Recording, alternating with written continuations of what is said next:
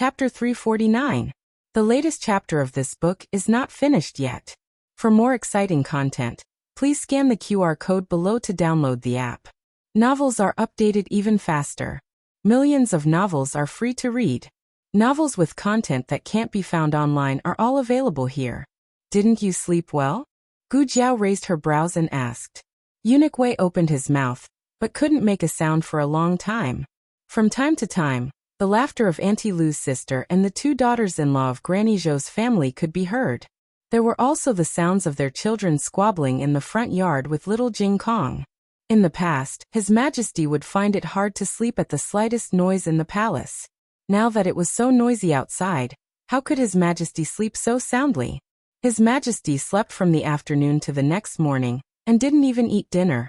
Gu Jiao watched as the emperor rushed to the carriage with his fluffy hair like a gust of wind, to go to morning court. How did it look like he couldn't sleep? He clearly slept more than she did. Last night, when she stirred up the gunpowder, the entire family was awakened by the explosion. Only the emperor was snoring like thunder, and the entire courtyard was filled with his dragon breath, commonly known as snoring. Oh, Gu Jiao rubbed her chin.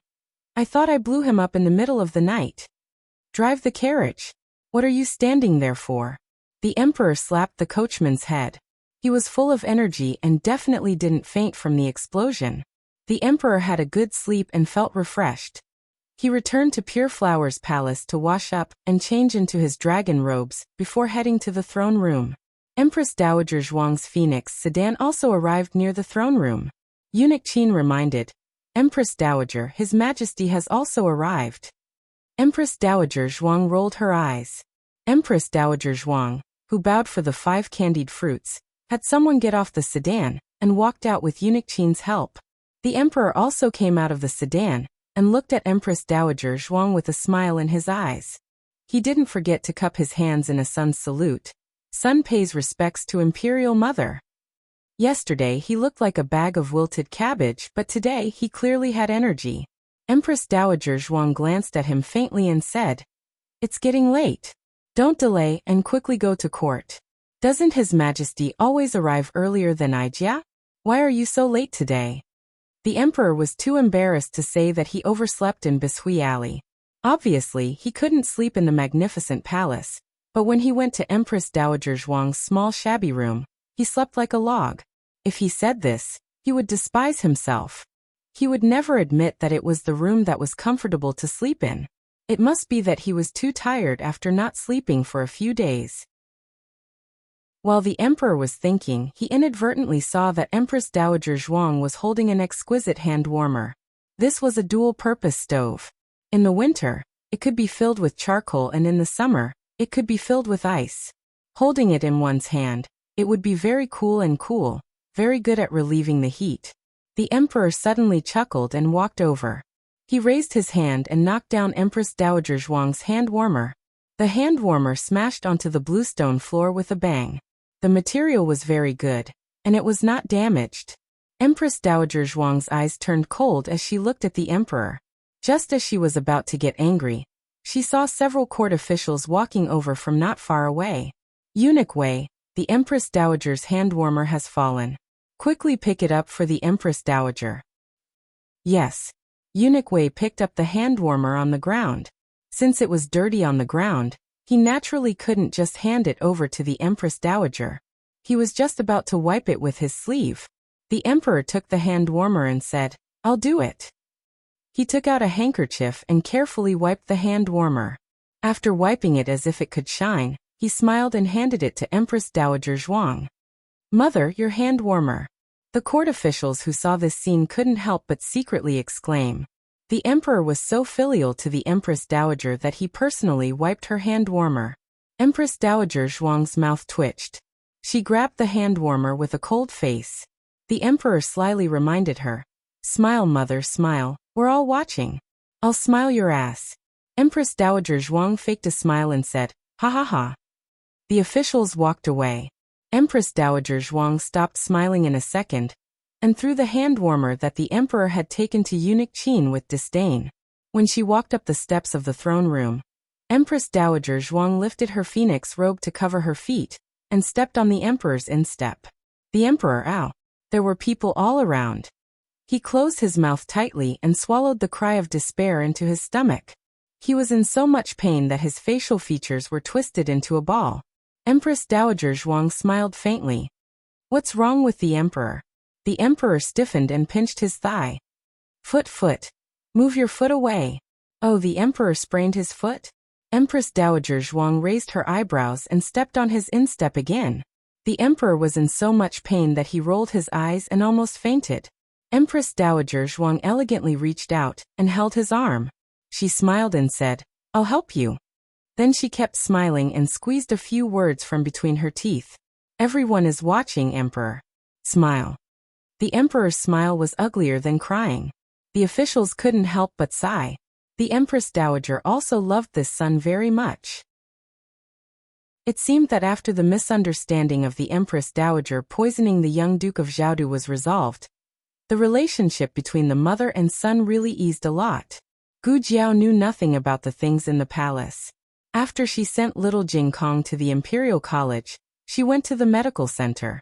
She found that the medical center often had more patients in the morning and was a little idle in the afternoon. The little girl from the girls' school came next door to play the guqin from time to time, but now she couldn't hear it. She tried to let little Jiangli learn the guqin, but the girl was only interested in herbs. She was even more stupid when it came to learning the guqin than when she practiced writing. She had to give up the idea of letting little Jiangli play the guqin for her. Gu Jiao looked at the fuxi guqin on the table. Her fingertips tapped on the guqin case a few times. She opened the case and took out the fuxi guqin with the burnt tail. Her slender fingers gently stroked the strings, but she didn't play in the end. She put the fuxi guqin back, closed the case, and got up to leave the medical center. She went to the martial arts center. After several months of challenges, she had become a great martial artist in the martial arts center from the lowest level. She should be a supreme master if she wanted to go further. It was said that there were no more than 5 supreme masters in the capital. They were very rare and hard to come by. Of course, this was the jargon. For the common people, they were a group of martial arts masters. When one reached the level of a supreme master, they rarely appeared in the martial arts world. Taihe Martial Arts Center had a supreme master in charge, but it was only in name. Gu Jiao had been to the martial arts center so many times, but she had never seen a single strand of his hair. The Marquis also came to the martial arts center today. He didn't just come to watch Gu Jiao compete. He also wanted to see if there were any other good seedlings here. If it was before, he could probably find a few, but since Gu Jiao, his eyes became picky. It seemed that it was very difficult to find a young, talented, and person who could control his murderous intent. He was a general on the battlefield. In this life he had killed countless people. How could he not feel the murderous intent of a person? The Marquis didn't know what his sworn brother had experienced to have such a strong murderous intent. It was rare that he could control his murderous intent, and didn't let himself become a murderous devil. This was another reason why the Marquis appreciated Gu Jiao. Gu Jiao came down from the martial arts arena. The Marquis also came out from the second-floor wing. The two met in the main hall. The Marquis smiled at Gu Jiao and said, "Is today's competition over?" Gu Jiao nodded. "You've made great progress recently." It was beyond his expectations. If he hadn't watched his little brother compete, he would have thought that his little brother was originally an expert who had lost his strength for some reason, and was slowly recovering in some way. The Marquis asked again, "That's right. Have you been practicing your spear recently?" At the mention of this, Gu Jiao blinked. The Marquis was slightly surprised. "Did you bring your red-tasseled spear?" Gu Jiao shook her head. The Marquis didn't know that she had lost her red-tasseled spear on the night she saved the Emperor. He thought that she had left it at home. He smiled and said, "It's okay. I just happened to bring you a new red-tasseled spear." Gu Jiao followed him to the backyard of the martial arts center. The Marquis carriage stopped outside the back door. He went to the carriage and took a red-tasseled spear wrapped in red cloth. He handed it to Gu Jiao. "Try it." Gu Jiao took it and opened the red cloth to take a look. Wow. It was the big guy she had taken a fancy to in the barracks. This red-tasseled spear was 2 inches longer than the average red-tasseled spear. It was also heavier. The spearhead shone with a cold light. Gu Jiao held it in her hand and tried it out. It was like a flying dragon, extremely domineering. The Marquis's eyes unconsciously revealed a bit of satisfaction. Sure enough, his vision was very unique. This red-tasseled spear of the Yin Kingdom was very suitable for his little brother. "Don't you think it's heavy?" he asked. Gu Jiao shook her head. She liked the weight of the spear. It had the power to destroy everything. It also had the ability to break 1,000 pounds. She tried it out a few more times. The more she tried, the more satisfied she was. She didn't like cold weapons before, but this red-tasseled spear suited her very well. The Marquis had been observing her moves. It was the set of spear skills he had taught her. But that set of spear skills was more suitable for the ordinary red-tasseled spear. It couldn't display the full power of the red-tasseled spear. "Little brother Gu, wait a moment." He walked over. "Give me the red-tasseled spear." Gu Jiao was playing happily. She smacked her lips and gave him the red-tasseled spear. The Marquis took it. He didn't do any fancy moves. He only used one move. He bent his legs slightly. His right hand held the base of the red-tasseled spear, close to his right waist. His left hand held the middle of the red-tasseled spear. He pointed the spearhead forward and fiercely stabbed out. It seemed like a simple move, but at that moment, it was filled with endless killing intent. Even the wind and sand were stirred up and the leaves rustled. Gu Jiao's mask was almost blown off. She blinked, her eyes sparkling. She took out a small notebook and scribbled. "What move is this?" The Marquis patiently explained. "This is called the middle four. It is a middle-level spear skill. It is the master of the 6 harmonies spear. It is the first of the 24 forms of the spear." It seems simple, but in fact it is full of wonderful changes. You don't need to practice anything else. Just practice this move. Come, give it a try. Gu Jiao took the red-tasseled spear and tried it out. Naturally, it wasn't very good. The Marquis said, "Don't worry. Take your time." Thinking back, his master had made him practice this move for a full 5 years. He didn't understand his master's deep meaning. Many years later, he finally understood that the essence of the spear skill was in this move.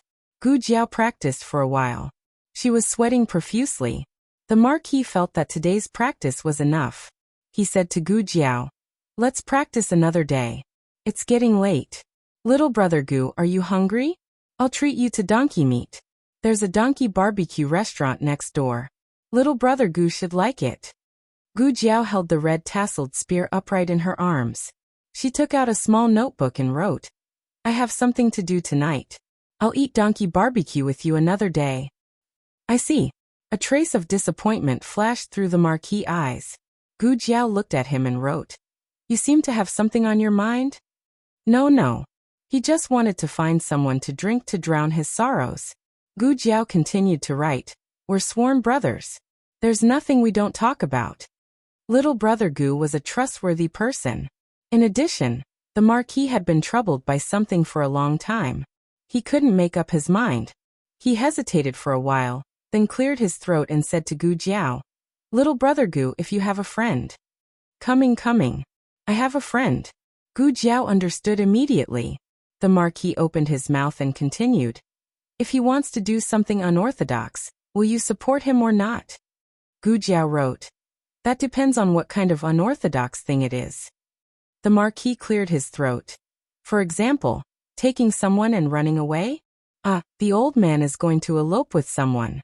Gu Jiao wrote without hesitation, "Yes." The Marquis' face was full of astonishment. "No, you don't even hesitate? So careless?" Gu Jiao wrote down what she had read in her godfather's diary in her previous life. "Love is a matter between two people. As long as you like each other, you can find freedom together. In the organization, you can't find freedom, and you can't like anyone. Otherwise, you'll be punished by your godfather." Gu Jiao couldn't understand why there was such a sentence in her godfather's diary.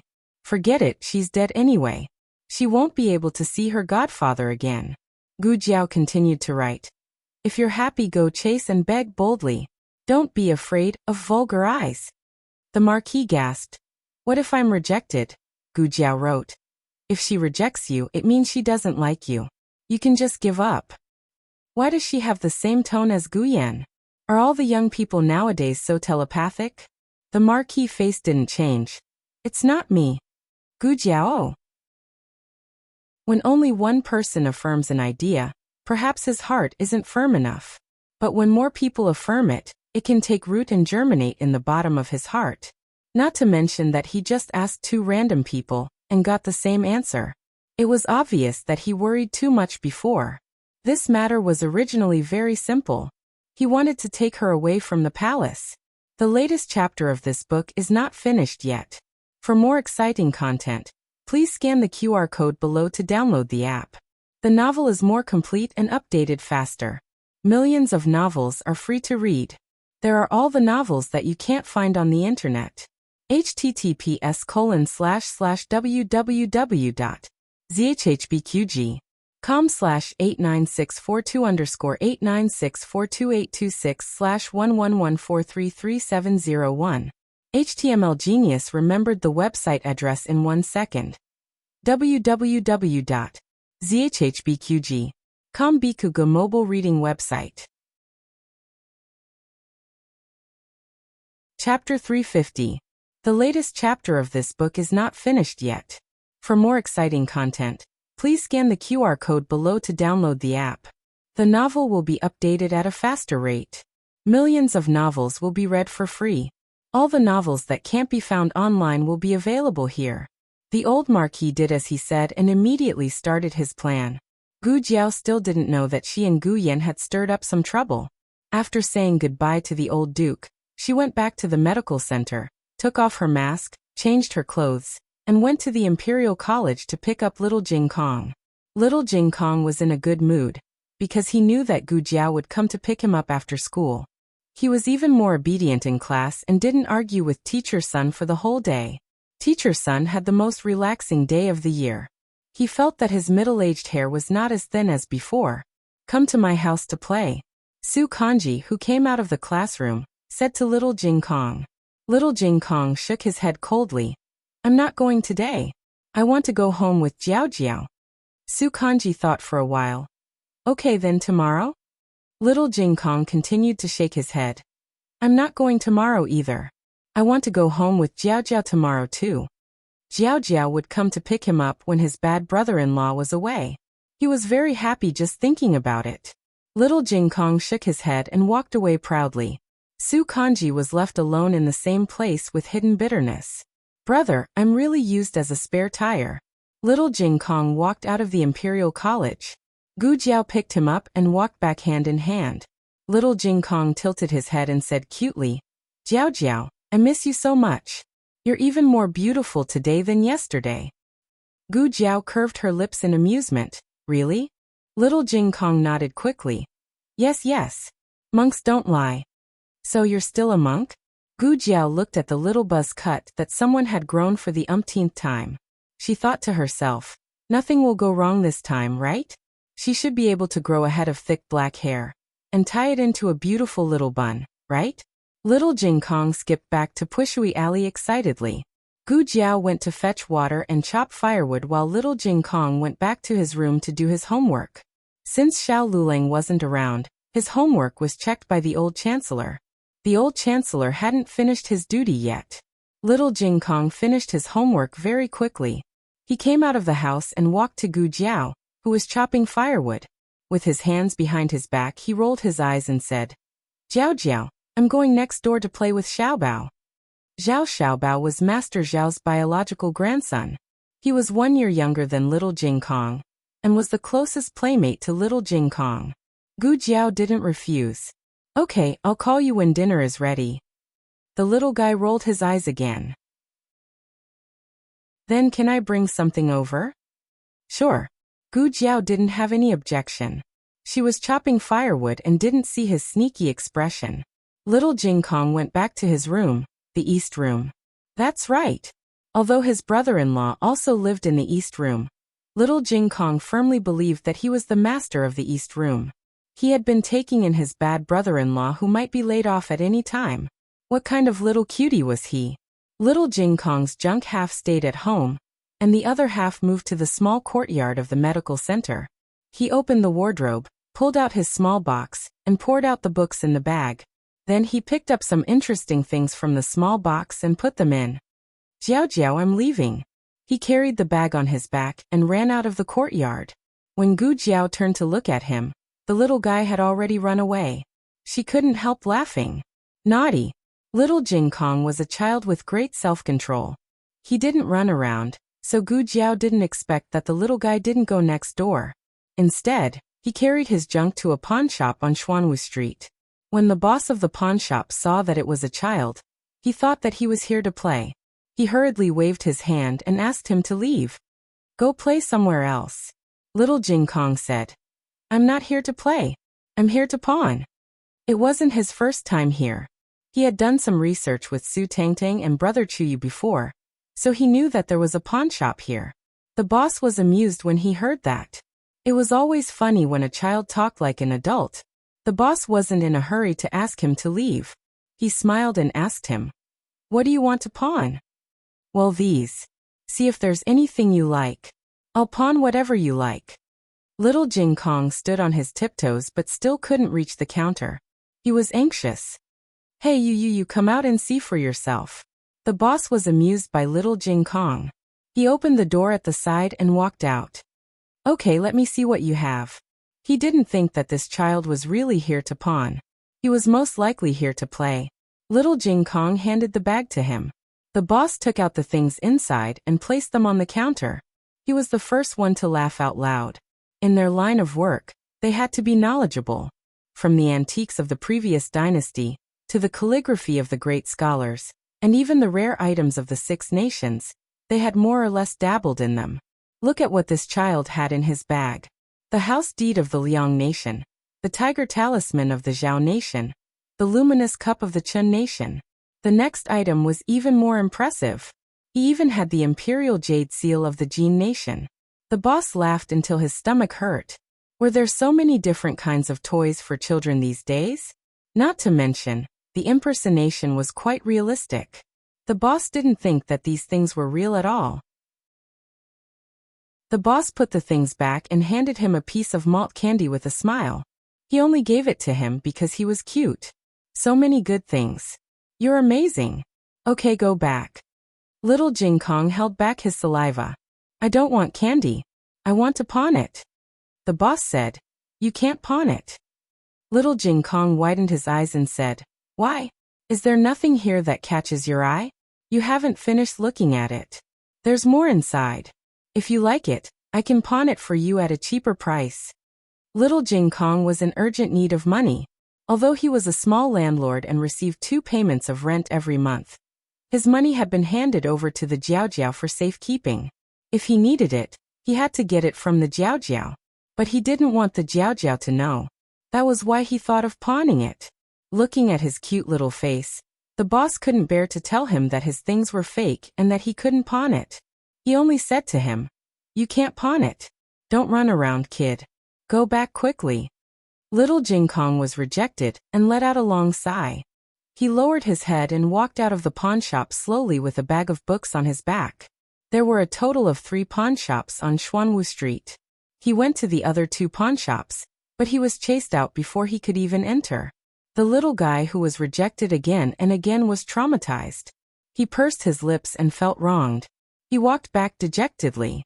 Suddenly, a man wearing a crescent white long-sleeved robe, an ink blue gauze robe, and a jade belt around his waist blocked Little Clear Sky's path. The man had a gentle expression and held a folding fan in his hand.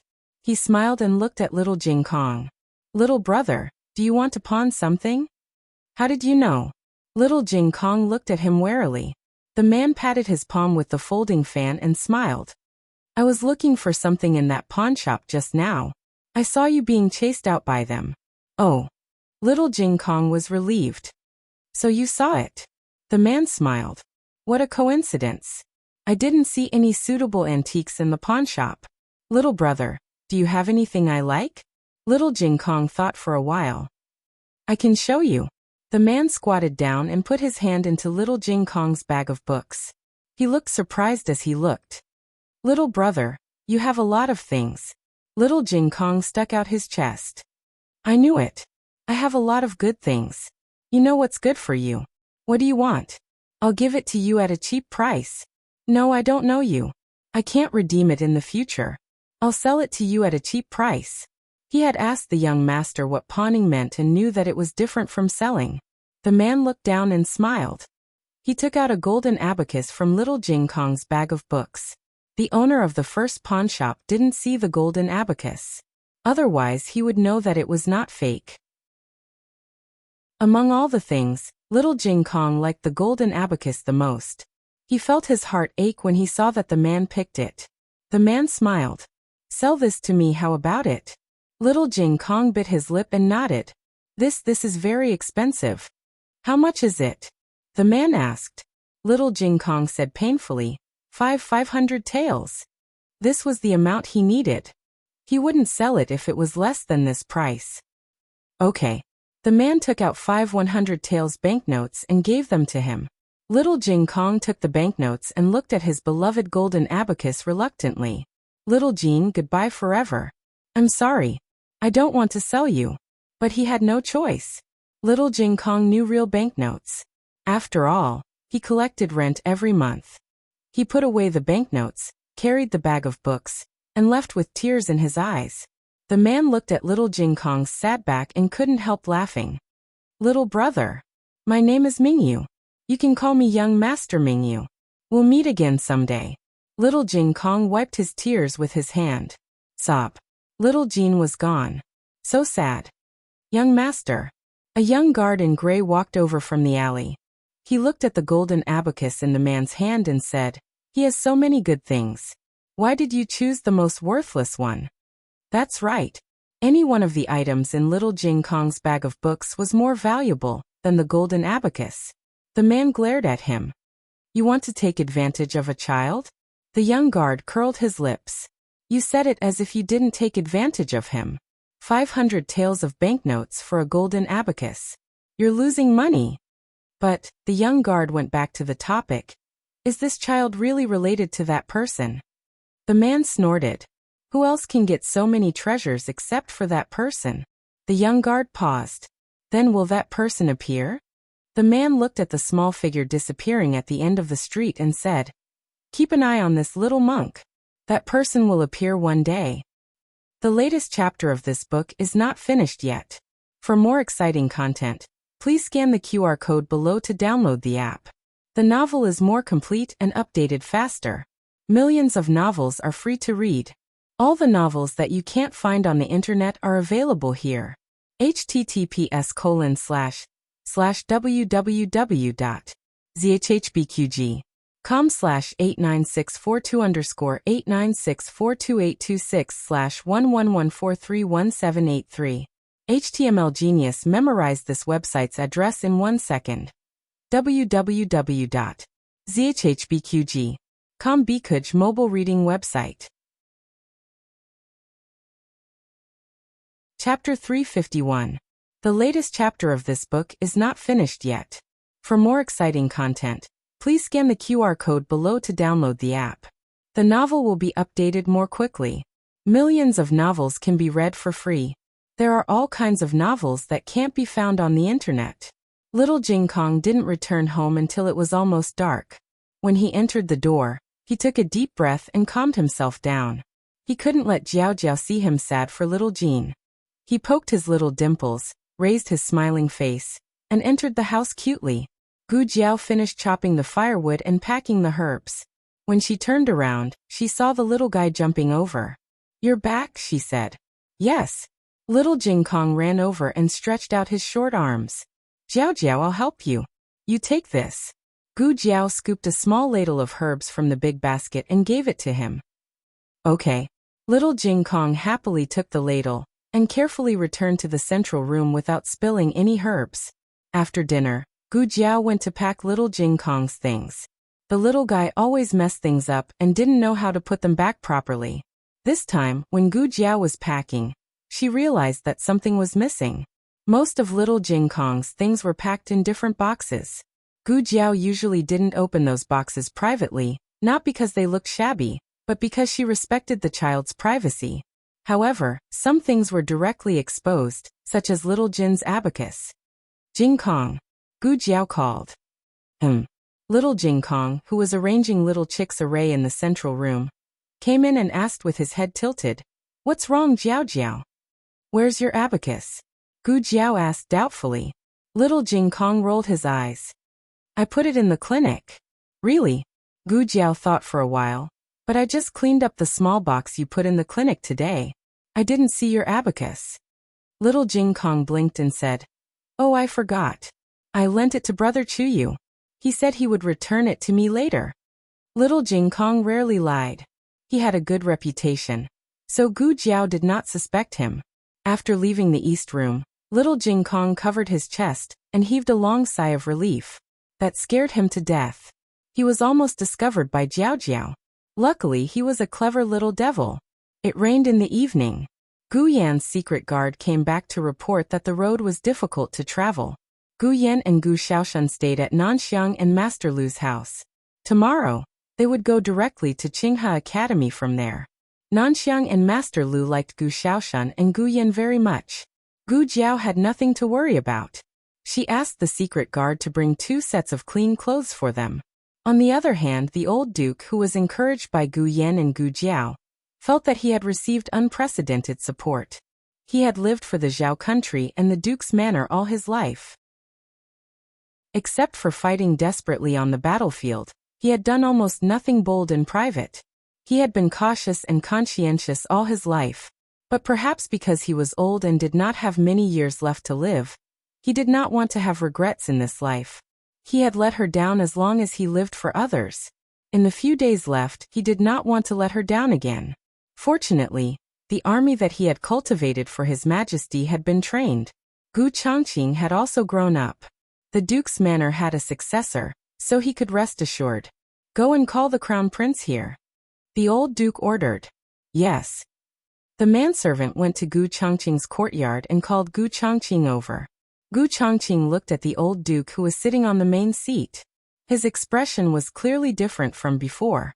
He said lightly, "It's so late. Grandfather is looking for me?" The old duke looked at him deeply. This was the grandson that he had brought up. He had poured all his heart and soul into him, more than he had poured into his son Gu Chong. And he had lived up to his expectations. He had grown up to be his ideal son. The old duke handed him 2 tokens of different quality. One was the Gu family army's token. The other was the secret army's token. "Grandfather, what is the meaning of this?" Gu Changqing asked strangely. The old marquis looked at him and sternly said, "You've grown up, and some burdens should be handed over to you. I may not be able to see the day when the Gu family army reinvigorates, but I hope that you can see that day."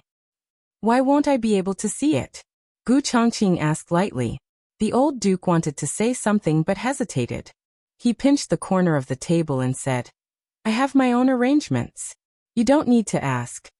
Gu Changqing laughed coldly and said mockingly, "Grandfather always has his own arrangements. Just like that matter back then."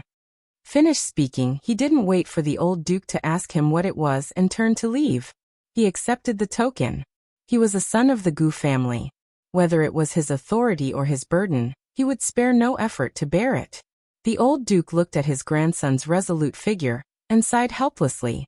Afterward, he had the manservant call for Gu Chengfeng and Gu Qinglin.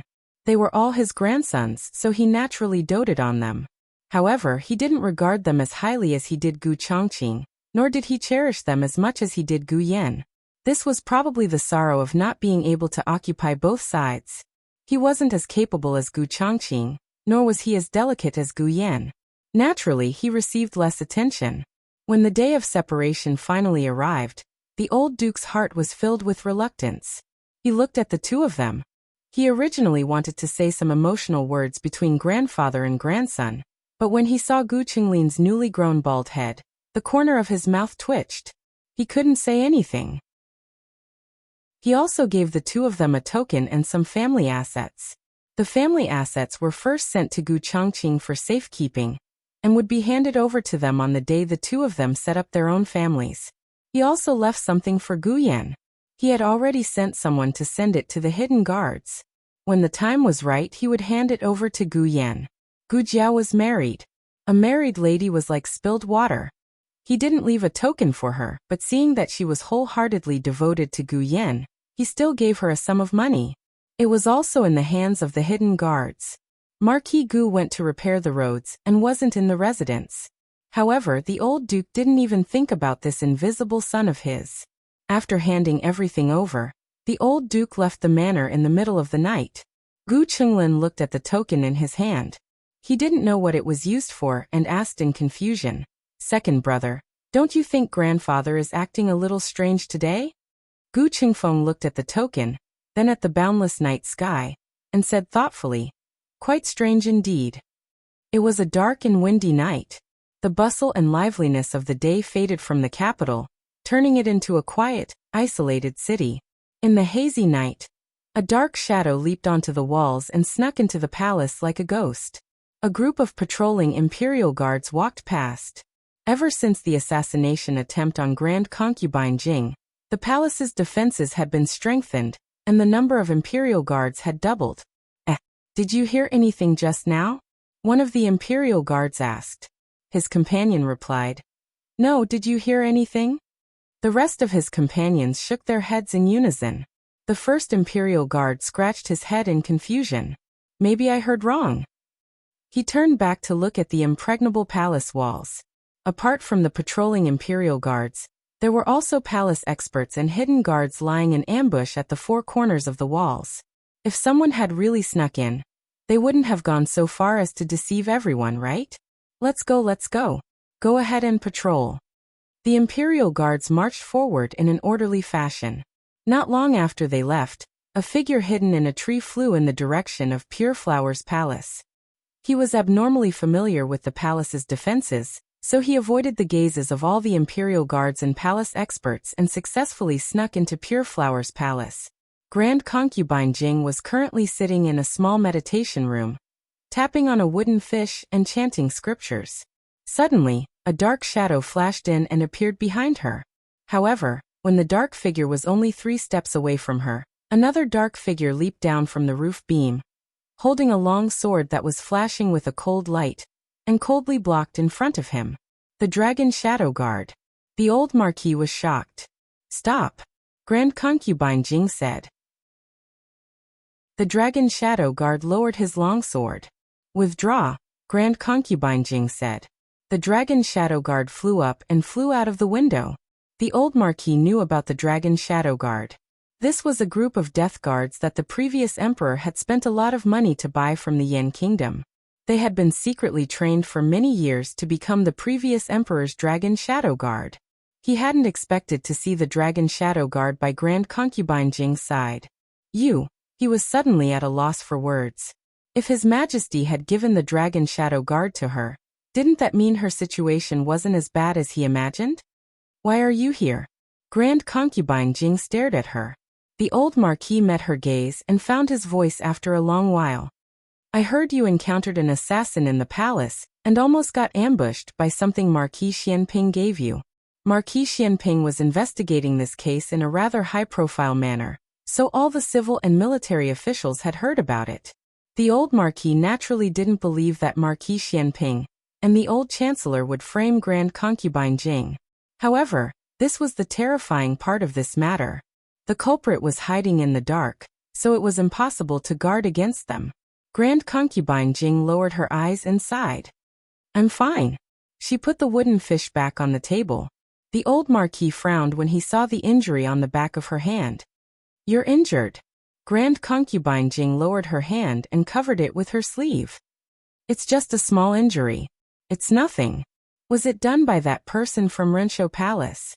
After some thought, the old Marquis felt that Empress Dowager Zhuang was the only one who didn't want Grand Concubine Jing to come back. All of this might have been planned by the Empress Dowager in secret. Grand Concubine Jing lowered her eyes and smiled bitterly. "Don't talk nonsense without evidence. We can't beat that person." Her pitiful and aggrieved appearance aroused the old Marquis's blood. Based on the old Marquis's personality, he might as well go all the way to Renshaw Palace and assassinate Empress Dowager Zhuang to avenge her. However, the old Marquis was here to take Grand Concubine Jing away. He was a man with a plan, so he had to act according to plan. Empress Dowager Zhuang could be killed next time. He took a deep breath and said, I saw the dragon shadow guard just now and was hesitant about doing this. But since she's so arrogant, it's not appropriate for you to stay here any longer. I'll take you away now. Grand concubine Jing was startled. What? The old marquis said. Don't worry, I'll avenge you, but I won't let you down again. I'll take you away now. With that he grabbed Grand concubine Jing's wrist and walked out. The two had just reached the door when they bumped into the emperor, who had come to visit Grand concubine Jing. Digression, third watch. Are you surprised? Are you surprised? The latest chapter isn't finished yet. For more exciting content, please scan the QR code below to download the app. Novels are updated at a faster rate. Millions of novels are free to read. Novels with connotations that can't be found online are all available here. https://www.zhhbqg.com/89642_896422826/111424515. HTML Genius memorized this website's address in 1 second. www.zhhbqg.com Biku Pavilion's mobile reading website. Chapter 352. The latest chapter isn't finished yet. For more exciting content, please scan the QR code below to download the app. Novels are updated at a faster rate. Millions of novels are free to read. Novels with content that can't be found online are available here. The marquis moved so quickly that Grand concubine Jing didn't even have time to react before she was brought to the door. Of course, the main reason was that she hadn't expected the marquis to do this all of a sudden. Even she herself was outside of the situation. The only person who was even more outside of the situation was the emperor. The emperor looked at the marquis in his night traveling clothes, then at the hand that was holding Grand concubine Jing's wrist. His brain exploded on the spot. All he heard was a buzzing sound, and then his mind went blank. The scene in front of him was so stimulating that he lost his voice. The marquis paused in his steps. He clearly hadn't expected to run into the emperor either. He had clearly seen that the lights were still on when he passed by the imperial study, so he thought that the emperor would take a long time to read through the memorials. Grand concubine Jing was the first to react, and she quickly pulled her hand back. The marquis, on the other hand, subconsciously grabbed her hand back. Only then did he realize that something was wrong, but the disaster was already done. The emperor flew into a rage and roared, "Gu Chao!" The marquis trembled and let go of Grand concubine Jing's hand. The one who was startled by the emperor's shout was Granny Kai, who had gone to the bedchamber. Granny Kai saw Grand concubine Jing and the marquis at the door, and then saw the furious emperor outside. What else could she not understand? She cursed inwardly. She had only been gone for a short while, so how did she get into such a big mess? If she had known this would happen, she would have held it in just now. The emperor clenched his fists tightly and used all his strength to suppress the urge to behead the marquis. He squeezed out one word after another through gritted teeth. "Gu Chao. What is going on here? You'd better make yourself clear." If the old chancellor were here, he would have countless flowery words to smooth things over. Whether the emperor would believe him or not was another matter. In any case, the marquis would refuse to admit it and insist that the relationship between this official and the grand concubine was pure. Unfortunately, the old marquis's temperament was not like this. On the battlefield he used troops like a god. He was extraordinarily cunning, and there was nothing too deceitful in war. Once he was on the battlefield, his brain seemed to be stuck there. In private, he was a straightforward person and didn't have the slyness and shamelessness of the old chancellor at all. If the emperor did not catch him, he could not explain to the emperor. But since the emperor had seen him, there was no point in quibbling. He knelt down with a thud, and the floor almost cracked. "Your Majesty." He raised his head and said sorrowfully, "I am guilty." Granny Kai took the opportunity to point at his nose and said, "Of course you're guilty. As a subject of His Majesty trusts you so much, but you sneaked into the palace in the middle of the night to kidnap Imperial concubine Dowager. Admit it, admit it. Senior Marquis, hurry up and take the blame for yourself." You mustn't implicate Her Highness. An inconspicuous eunuch quietly retreated from behind a large tree not too far away. He sprinted all the way to Renshou Palace and reported the movements in Pure Flower's palace to Eunuch Qin. Io, what a bastard if he didn't watch the fun. Eunuch Qin happily went to report to Empress Dowager Zhuang. What's there to see? Empress Dowager Zhuang had no interest in Grand Concubine Jing's romantic affairs. But Eunuch Qin wanted to see it. It was so heart-wrenching. Eunuch Qin advised earnestly. You'll lose a piece of meat if you see it. You've been acting with His Majesty for so long, so it's time to see the results. The sooner you step on her, the sooner you don't have to act anymore, right? Empress Dowager Zhuang thought it was feasible, and put down the memorial in her hand to go to Pure Flower's palace. The atmosphere in Pure Flower's palace was so heavy that everyone couldn't breathe. The palace servants all fell to their knees and trembled. The Empress Dowager has arrived.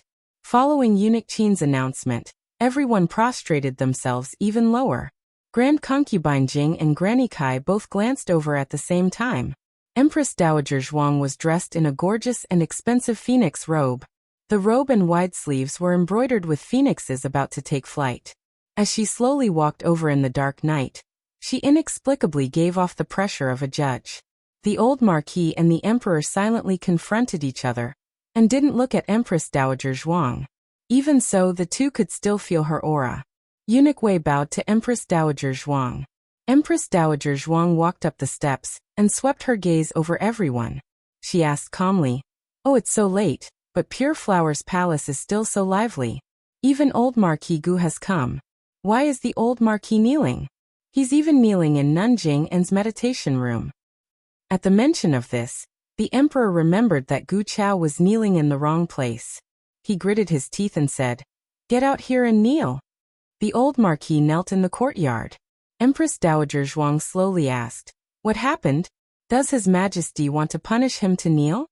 Granny Kai hurriedly said, Empress Dowager, the old Marquis snuck into the palace in the middle of the night, and kidnapped esteemed concubine Dowager. If His Majesty hadn't arrived in time, esteemed concubine Dowager might have met with a mishap. Empress Dowager Zhuang raised an eyebrow. Oh, kidnapped the old concubine. Aijia remembers that Pure Flower's palace had the dragon shadow guards left behind by the previous emperor. Are they all dead? Are they waiting for His Majesty to rescue the old concubine? The emperor's expression changed when he heard this.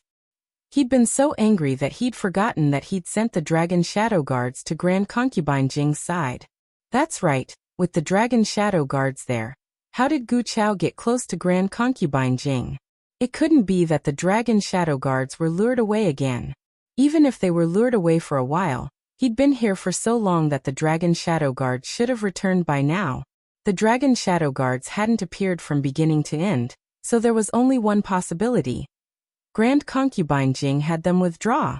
Therefore, it wasn't Gu Chao who'd kidnapped Grand Concubine Jing. It was the two of them. The two of them. The emperor forced himself not to think about those two words, but Eunuch Qin said them out loud. Ah, it's the middle of the night. Is Nanjing En thinking of escaping the palace with the old Marquis? Eunuch Wei said. That's right, that's right. You two aren't really thinking of escaping the palace, are you? Granny Kai was about to go crazy.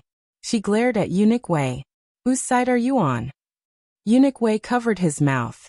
His mouth was loose. Eunuch Qin. Be careful with your words. Granny Kai shouted. But what was the use of being loud? It was just a bluff. The truth was right in front of them. No amount of sophistry could cover up the fact that the dragon shadow guards hadn't made a move. Grand Concubine Jing looked at Empress Dowager Zhuang through the dark night. Empress Dowager Zhuang didn't even have a child, but she was still able to stand tall in the harem for so many years. How could it be just luck? It wasn't that she didn't know how to use those tricks, but there were some things that she disdained to fight for. And this seemed to give some people the wrong impression that she was just SOSO. She couldn't do anything other than take the blame and be bitterly disappointed. Zhuang Jins was proud.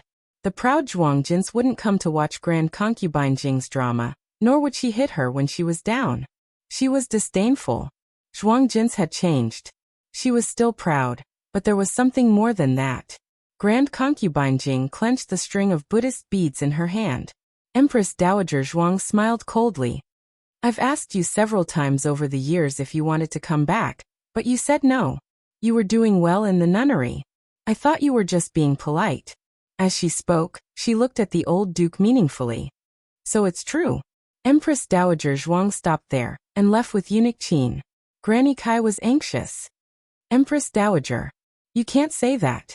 When did you ask Grand Concubine if she wanted to come back to the palace? Did Empress Dowager Zhuang ask? Of course not.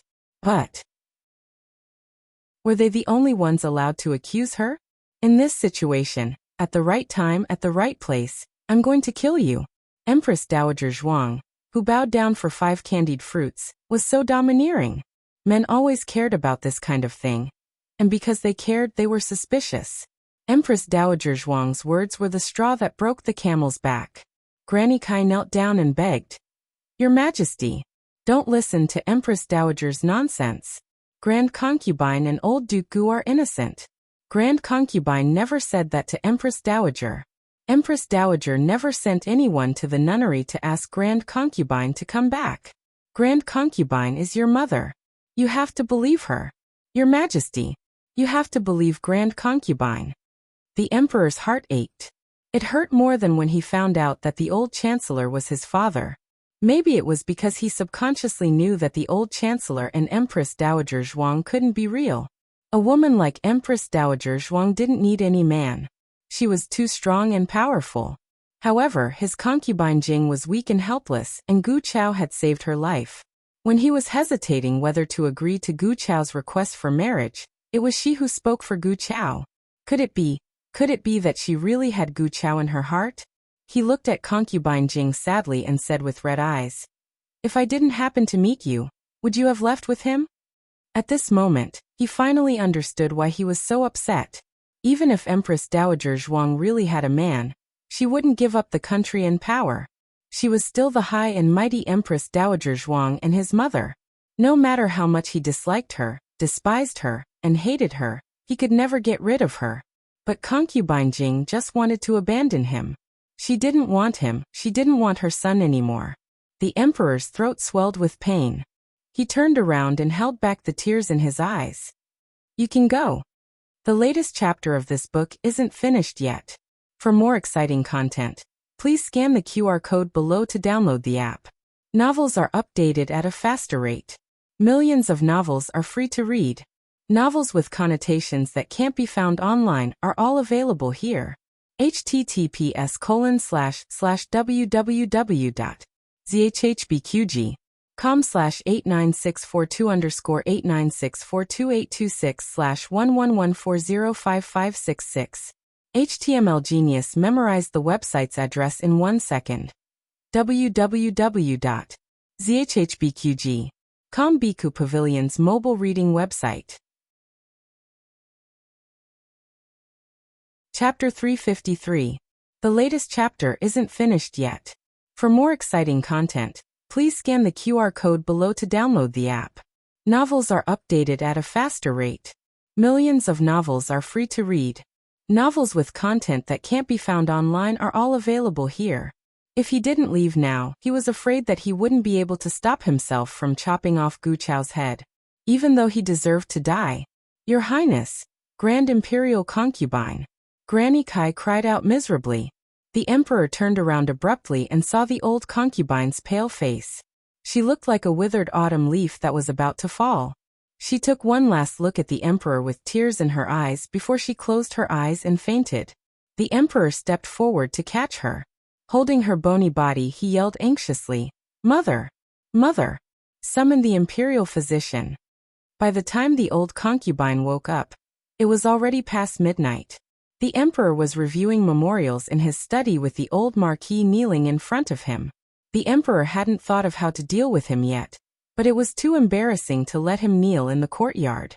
A young eunuch came to the door of the study. Eunuch Wei walked over and listened to him say a few words. He nodded and returned to the study whispering, Your Majesty, the old concubine is awake. The Emperor didn't have the urge to rush over to see her like he used to. Perhaps he was hurt by her abandonment of him. He never thought that he was less important to her than a wild man outside. The emperor glared coldly at the old marquis. It took him a lot of effort not to issue an imperial edict that would exterminate his entire family. Eunuch Wei sighed and said, "Your Majesty, do you want to go take a look?" The imperial physician said that the old concubine's condition isn't good. She even spat out a mouthful of blood just now. The emperor's heart skipped a beat when he heard about the old concubine spitting out blood. After all, they had been mother and son for so many years. It wasn't something that could be broken so easily. He got up and went to the old concubine's bedchamber. The old concubine had just taken some medicine, and her face was paler than before. The emperor suddenly remembered that she had been either sick or injured since returning to the palace. It seemed that she hadn't had a single day of peace. She probably wanted to escape because she was too tired, too bitter, and too scared. "You may leave," the old concubine said to Granny Kai and the others. "Yes." Granny Kai left with the servants. The emperor stood not far from the bed, and did not immediately walk over. Grand concubine Jing propped herself up with her elbows and coughed softly. She wasn't pretending to be weak at this moment. She hadn't recovered from the injuries she suffered when she was put in a gunny sack, and 2 of her meridians were broken, causing her to cough up blood. She asked, "Your Majesty, is there anything you want to ask me?" The emperor clenched his fists. Grand concubine Jing smiled bitterly.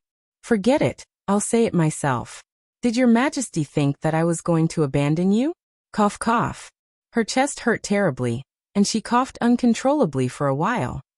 "If I tell your Majesty that I have no such intention, and that I have never thought of leaving your Majesty, would your Majesty believe me?" The emperor said nothing. "Yes, I didn't let the dragon shadow guard stop the old marquis, because he saved my life after all. I didn't know what he was going to do, so I couldn't rashly let the dragon shadow guards kill him. Later on, he was also anxious. He thought that I had suffered a lot in the palace, and wanted to take me away. I didn't react in time. I was about to refuse when His Majesty came." The emperor clenched his fists tightly, and his gaze was cold. Then, "Mother, did you really never have any feelings for him?" "No," Grand Concubine Jing said. "Mother, are you so sure?" the emperor asked. Grand Concubine Jing met his gaze without dodging and said firmly, "Yes, I'm very sure of my feelings. I've only ever had the late emperor in my heart, and no other man has ever existed. I've always treated him as my savior, and I have no romantic feelings for him." He misunderstood. After she finished speaking, she suddenly sensed something and turned to look at the door. She saw the old marquis standing there with a shocked and hurt expression. She was stunned. "Don't be so impulsive. You'll implicate your family. I was born as a member of the imperial family, and I'll die as a member of the imperial family. I can't escape from it for the rest of my life. I don't want you to be implicated because of me. Your family is innocent. Think of Chongqing, Chengfeng, Chenglin, and that child who suffered from heart disease since childhood. Can you bear to let them die with you for your own selfish reasons? I'm not afraid of death, but I don't want to harm them. From now on, pretend you've never seen me. Just say in front of His Majesty that it was a moment of impulse and not romantic feelings. What I owe you, I'll return it to you in my next life." Originally, she could have said so much to calm him down without offending a single one of them. But now it was all too late. She looked at the emperor. The emperor turned and looked expressionlessly at the old marquis. Beloved official Gu has heard esteemed imperial concubine's thoughts? He hadn't just heard it. Every single word was like a stab to his heart. The old marquis was so angry that his entire body trembled and his knuckles cracked. Grand concubine Jing's expression changed, and she opened her mouth. However, the old marquis didn't give her a chance to explain. He took out the red knot that he'd kept for many years, and casually tossed it into the fire before turning to leave. Grand concubine Jing closed her eyes. Her knuckles under her wide sleeves were white from clenching them so hard. News of what happened in Pure Flower's palace didn't spread. Everyone in Pure Flower's palace had been ordered to keep their mouths shut. Even Empress Xiao didn't hear anything when she came over. Empress Dowager Zhuang didn't leak anything either. The emperor was very grateful for this. He called out to Empress Dowager Zhuang on his way to court and awkwardly thanked her. What are you thanking me for? Empress Dowager Zhuang asked indifferently. No one was watching, so what was the point of pretending? It's nothing. The emperor left without looking back. Empress Dowager Zhuang rolled her eyes. How shameless. The nunnery in the palace had been renovated and Grand Concubine Jing had moved there. It was said that the emperor had been tied up with official business that day and hadn't personally brought Grand Concubine Jing to the nunnery. She couldn't have fallen out of favor, right? A palace maid whispered as she swept the floor in the imperial garden. The eunuch beside her said, How could that be? Esteemed imperial concubine is His Majesty's mother. It was His Majesty who personally brought her back from the nunnery. But haven't you heard that His Majesty and the Empress Dowager have reconciled? And His Majesty is in such a hurry to have esteemed imperial concubine move out of Pureflower's palace. The palace maid was halfway through her sentence when she felt someone pinch her arm. I didn't say anything wrong. She turned around and saw Grand Concubine Jing's sedan stop behind her. She dropped to her knees in fright. Grand Imperial Concubine. Grand Concubine Jing didn't say anything, but Granny Kai glared at her with resentment. Let's go, Grand Concubine Jing said. Yes, Granny Kai replied. Once they were far away, Grand Concubine Jing said to Granny Kai, You saw it. Everyone in the palace is dependent on His Majesty, except for the one in Rensho Palace. Granny Kai looked at her with heartache.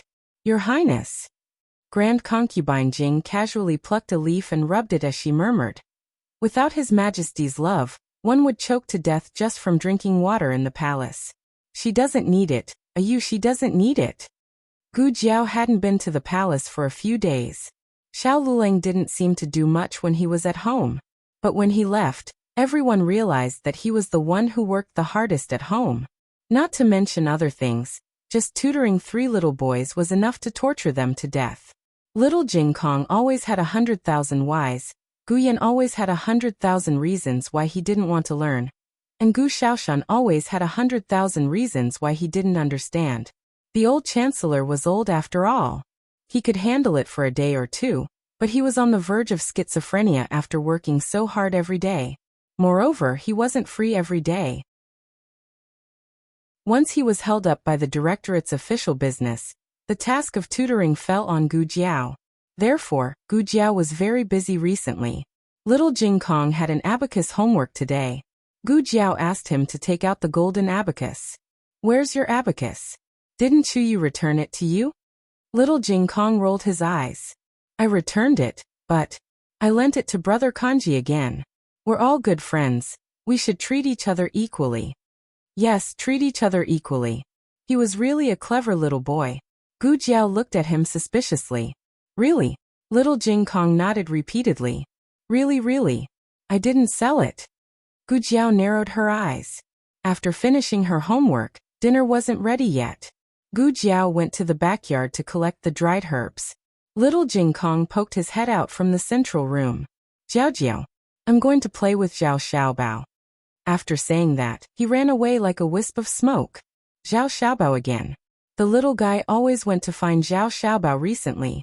When did he become so fond of playing with kids younger than him? Gu Jiao felt strange. After hesitating for a while, she put down the herbs and went out of the yard. She went next door. Uncle Zhao was repairing a stool in the yard. When he saw her, he smiled and greeted her. Jiao, come in and have a seat. Uncle Zhao. Gu Jiao greeted him politely and asked, Is Jing Kong here? No. Uncle Zhao shook his head. As expected. Gu Jiao asked again, Where's Xiaobao? Is he here? Uncle Zhao said, Xiaobao is not here. He went to find Brother Hu. Brother Hu was Granny Zhou's grandson. He lived at the other end of the alley. Did little Jing Kong go there to find Zhao Xiaobao? Uncle Zhao asked, Did Jing Kong go out? Gu Jiao said, Yes, he said he went to find Xiaobao. Uncle Zhao frowned and pointed in the direction of Chang, an avenue, saying, I've seen this child go that way several times recently. I thought you knew. Then I'll go look for him. Gu Jiao left the Zhao family's house and walked in the direction of Chang, an avenue. The little guy had become bolder recently. He even dared to lie and sneak out of the alley. Gu Jiao decided that when she caught the little guy later, she would punish him severely no matter how cute he acted. Gu Jiao came to Chang'an Avenue. An avenue used to be more prosperous than Xuanwu Avenue. However, since the girls' school opened on Xuanwu Avenue, it had attracted a lot of customers. Now the two streets were almost on par. Gu Jiao walked a few steps and vaguely sensed a strange breath. The breath was very faint. It was almost impossible to detect if one was not close enough. That person was watching Jadewater Alley. Gu Jiao rarely walked in this direction. The last time she came, there was no such breath.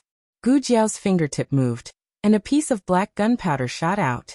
The person thought it was a hidden weapon and blocked it with his sword. The gunpowder exploded on the blade. What is this? The man rolled down from the roof with a clatter. Gu Jiao took a few steps forward and stepped on the person's chest. The person was not to be trifled with. Even if he was hit by the gunpowder, he still had some strength to fight back. He jumped up like a carp and avoided Gu Jiao's foot. Then he waved his sword and stabbed at Gu Jiao. The only weapon Gu Jiao used in her previous life was a dagger. It was not easy to hurt her with this weapon. Gu Jiao grabbed his wrist with one hand and twisted it to knock the dagger out of his hand. Then she chopped him with her hand and slammed him against the wall. Gu Jiao pinned his hands behind his back and pressed his face against the cold wall. "Who are you? Why are you sneaking around here?" he said angrily. "It's none of your business." Just as he finished speaking, a golden object fell out of his arms and fell to the ground. If it was not little Jing Kong's golden abacus, what else could it be? Gu Jiao's gaze turned cold. "So you were the one who stole the golden abacus?" The person shouted. "What do you mean by that? I didn't steal it." Gu Jiao said coldly. "If you didn't steal it, then you stole it?" The person gasped. "I didn't steal it either." Gu Jiao exerted force and he felt his bones cracking. He hurriedly said, "I bought it. I got someone to buy it. You can have it if you like it. It's not worth much anyway." The golden abacus was not worth much? How arrogant. This person obviously knew martial arts. Gu Jiao was worried that he bullied little Jing Kong and extorted it from little Jing Kong. She did not want to show mercy. Just as she almost broke his ribs, he suddenly said, "You can ask him if you don't believe me. I bought it from him." Gu Jiao turned her head and looked at little Jing Kong. When their eyes met, little Jing Kong's body trembled. "Jiao Jiao?" He quickly hid the abacus behind his back. Gu Jiao pressed the man with both hands, and did not have the hands to pick up the abacus. She looked at the golden abacus on the ground and said, "You found your abacus. Pick it up." Little Jing Kong did not move. He lowered his head. The guard in gray said, "Little brother, this is the abacus that my master bought from you. Do you still remember my master?" The man who held a white jade fan and wore a white robe and a black veil. Little Jing Kong's expression gave Gu Jiao the answer. Gu Jiao let go and the guard in gray fell to the ground in pain. What kind of woman was she? Why was she so strong? Gu Jiao walked over and squatted down to look at little Jing Kong. She asked, "Why did you sell your abacus?" Little Jing Kong lowered his head and said, "I want money." Gu Jiao looked at him and said seriously, "You can tell me if you want money. All your money is with me. I'm just keeping it for you. You can take it whenever you want." Gu Jiao saw that he did not speak, so she asked again, "What do you want to do with the money?" "I want to buy this." Little Jing Kong took out the cloth bag hidden behind his back. The cloth bag was heavy and bulging. She did not know what was in it. Gu Jiao took the cloth bag and asked, "Why do you want to buy this?" Little Jing Kong whispered, "For Jiao Jiao." "For me?" Gu Jiao opened it strangely, and a bright red light shone out of it. She had never expected that it would contain a brand new wedding dress. The latest chapter of this book is not finished yet. For more exciting content, please scan the QR code below to download the app. The novel will be updated more quickly. Millions of novels will be read for free. You can find all the novels that you can't find on the internet here.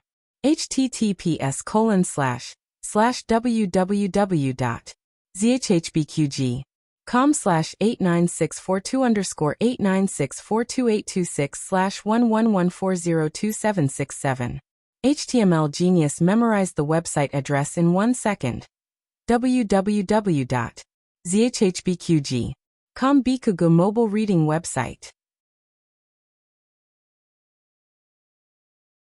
Chapter 354. The latest chapter of this book is not finished yet. For more exciting content, please scan the QR code below to download the app. The novel will be updated even faster. Millions of novels will be read for free. All the novels that can't be found online will be available here. A strange emotion filled Gu Jiao's chest. She felt that her heart was slightly swollen, as if someone had placed a sun in it. Even the tip of her heart was hot and painful. She had never dealt with such strong and complicated emotions before, so she didn't know what it was. What a beautiful dress. Who did you make it for? It's for Sister Jinyu. Why did you make such a beautiful dress for her? Jiao Jiao doesn't even have it. The conversation between the little guy and Yao flashed across Gu Jiao's mind. It wasn't that she didn't hear it, but she didn't take it to heart. Did the little guy take it to heart? Did he feel bad that someone else had a wedding dress but she didn't? She didn't think about the wedding dress. She was already married and didn't need a wedding dress anymore, although she had never worn one before. In this world, no one would think that she still needed a wedding dress. Except for this little guy who didn't know anything. This little guy who wanted to give her the best things in the world. In order to buy her a beautiful wedding dress, he sold his most beloved Xiaojin. She always asked very little from others.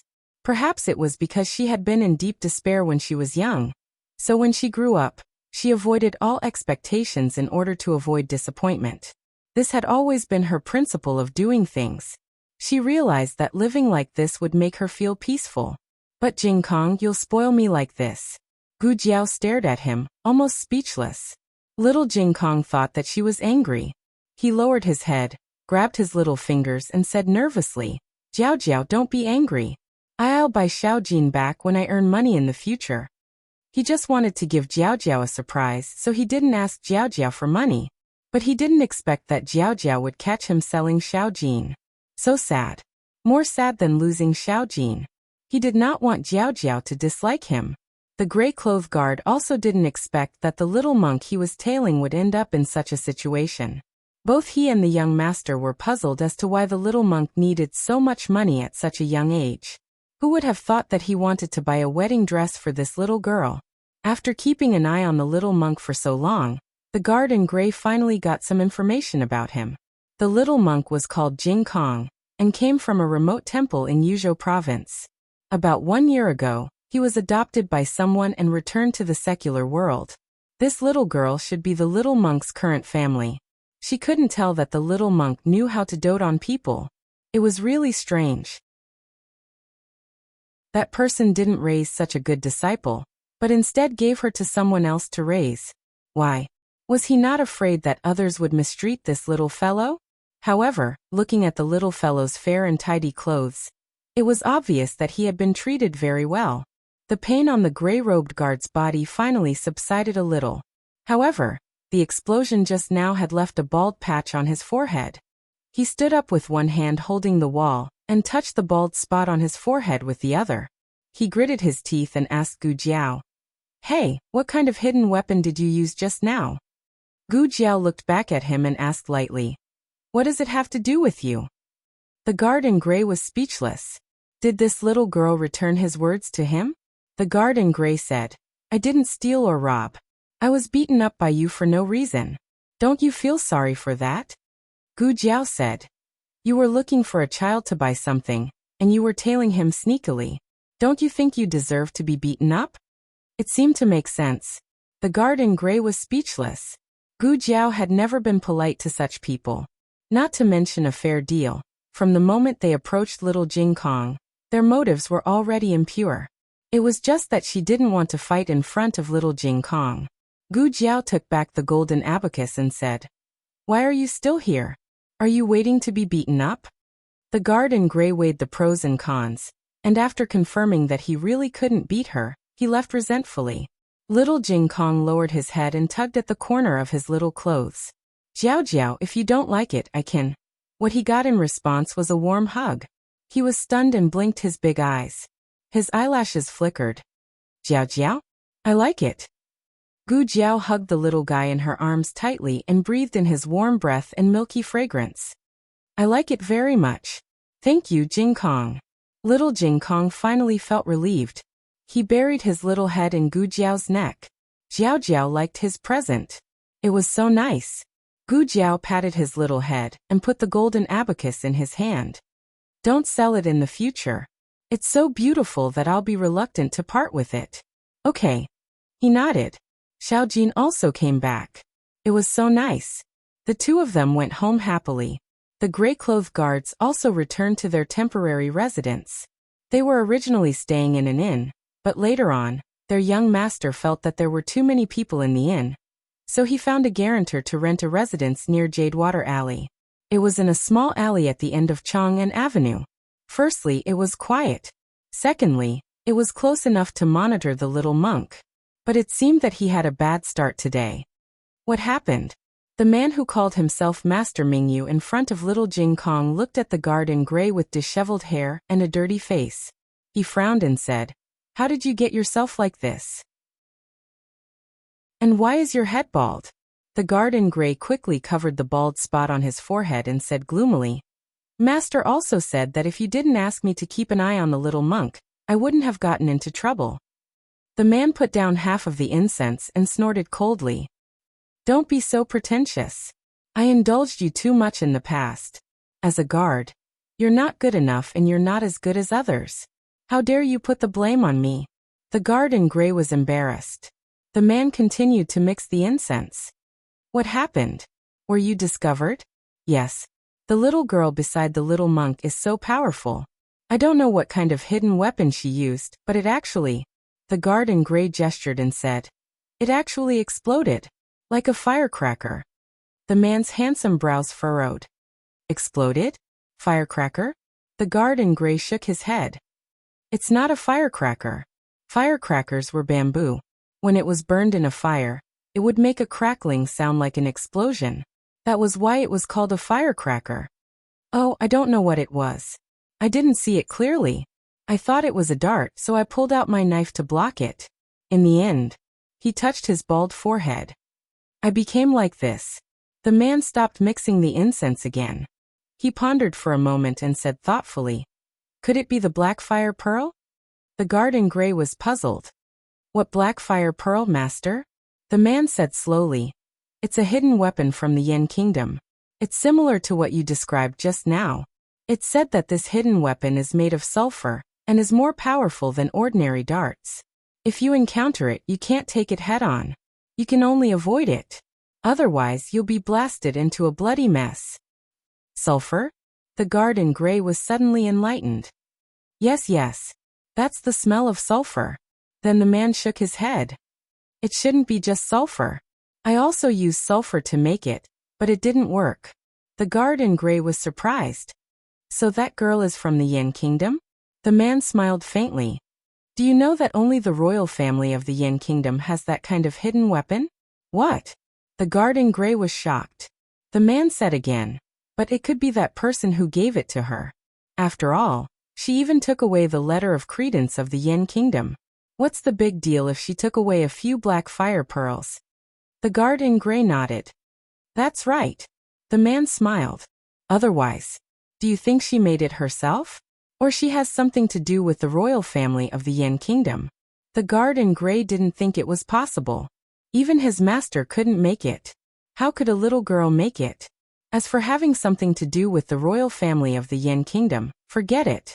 A small country like the Zhao Kingdom couldn't even walk on the official road of the Yin Kingdom.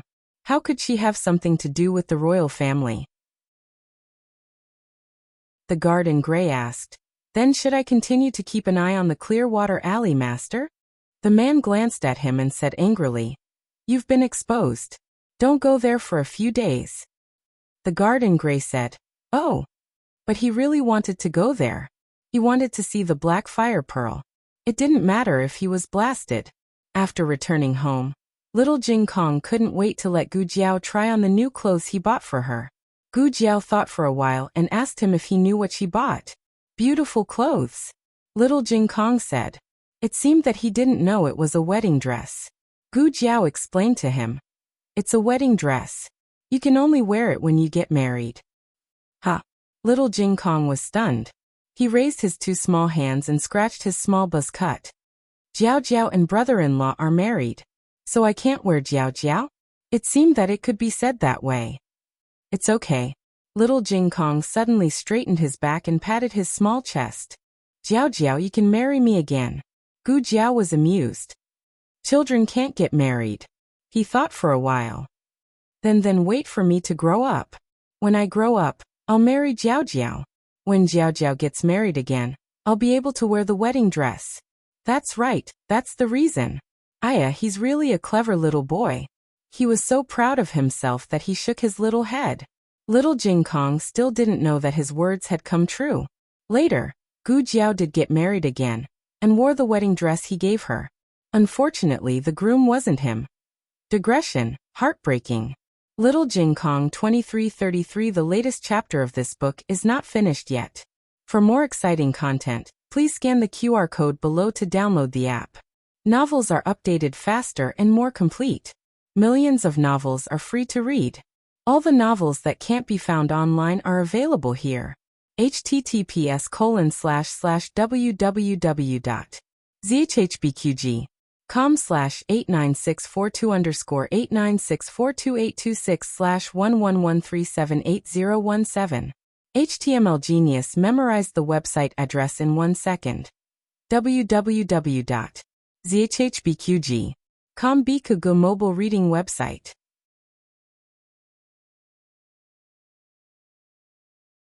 Chapter 355. The latest chapter of this book is not finished yet. For more exciting content, please scan the QR code below to download the app. The novel is updated even faster. Millions of novels are free to read. All the novels that can't be found online are available here. Today's dinner was made by senior servant Fong. Yuya accidentally added too much firewood, causing the dishes for Little Jing Kong to be a bit burnt. Little Jing Kong was not picky about his food, and he finished it without leaving anything behind. He wanted to grow up quickly so that he could marry Jiao Jiao. On the other side, Xiao Lulang, who was in Pingshan village, didn't know that his wife was being targeted by the little fellow. He was helping the villagers move wood on the embankment. There was also an inspector from the Ministry of Revenue moving with him. More than a dozen people lined up in a line. They didn't need to move as the first person passed the wood over. In a shed not far away, Royal Prince was helping the Minister of Revenue organize the accounts for this trip to the countryside.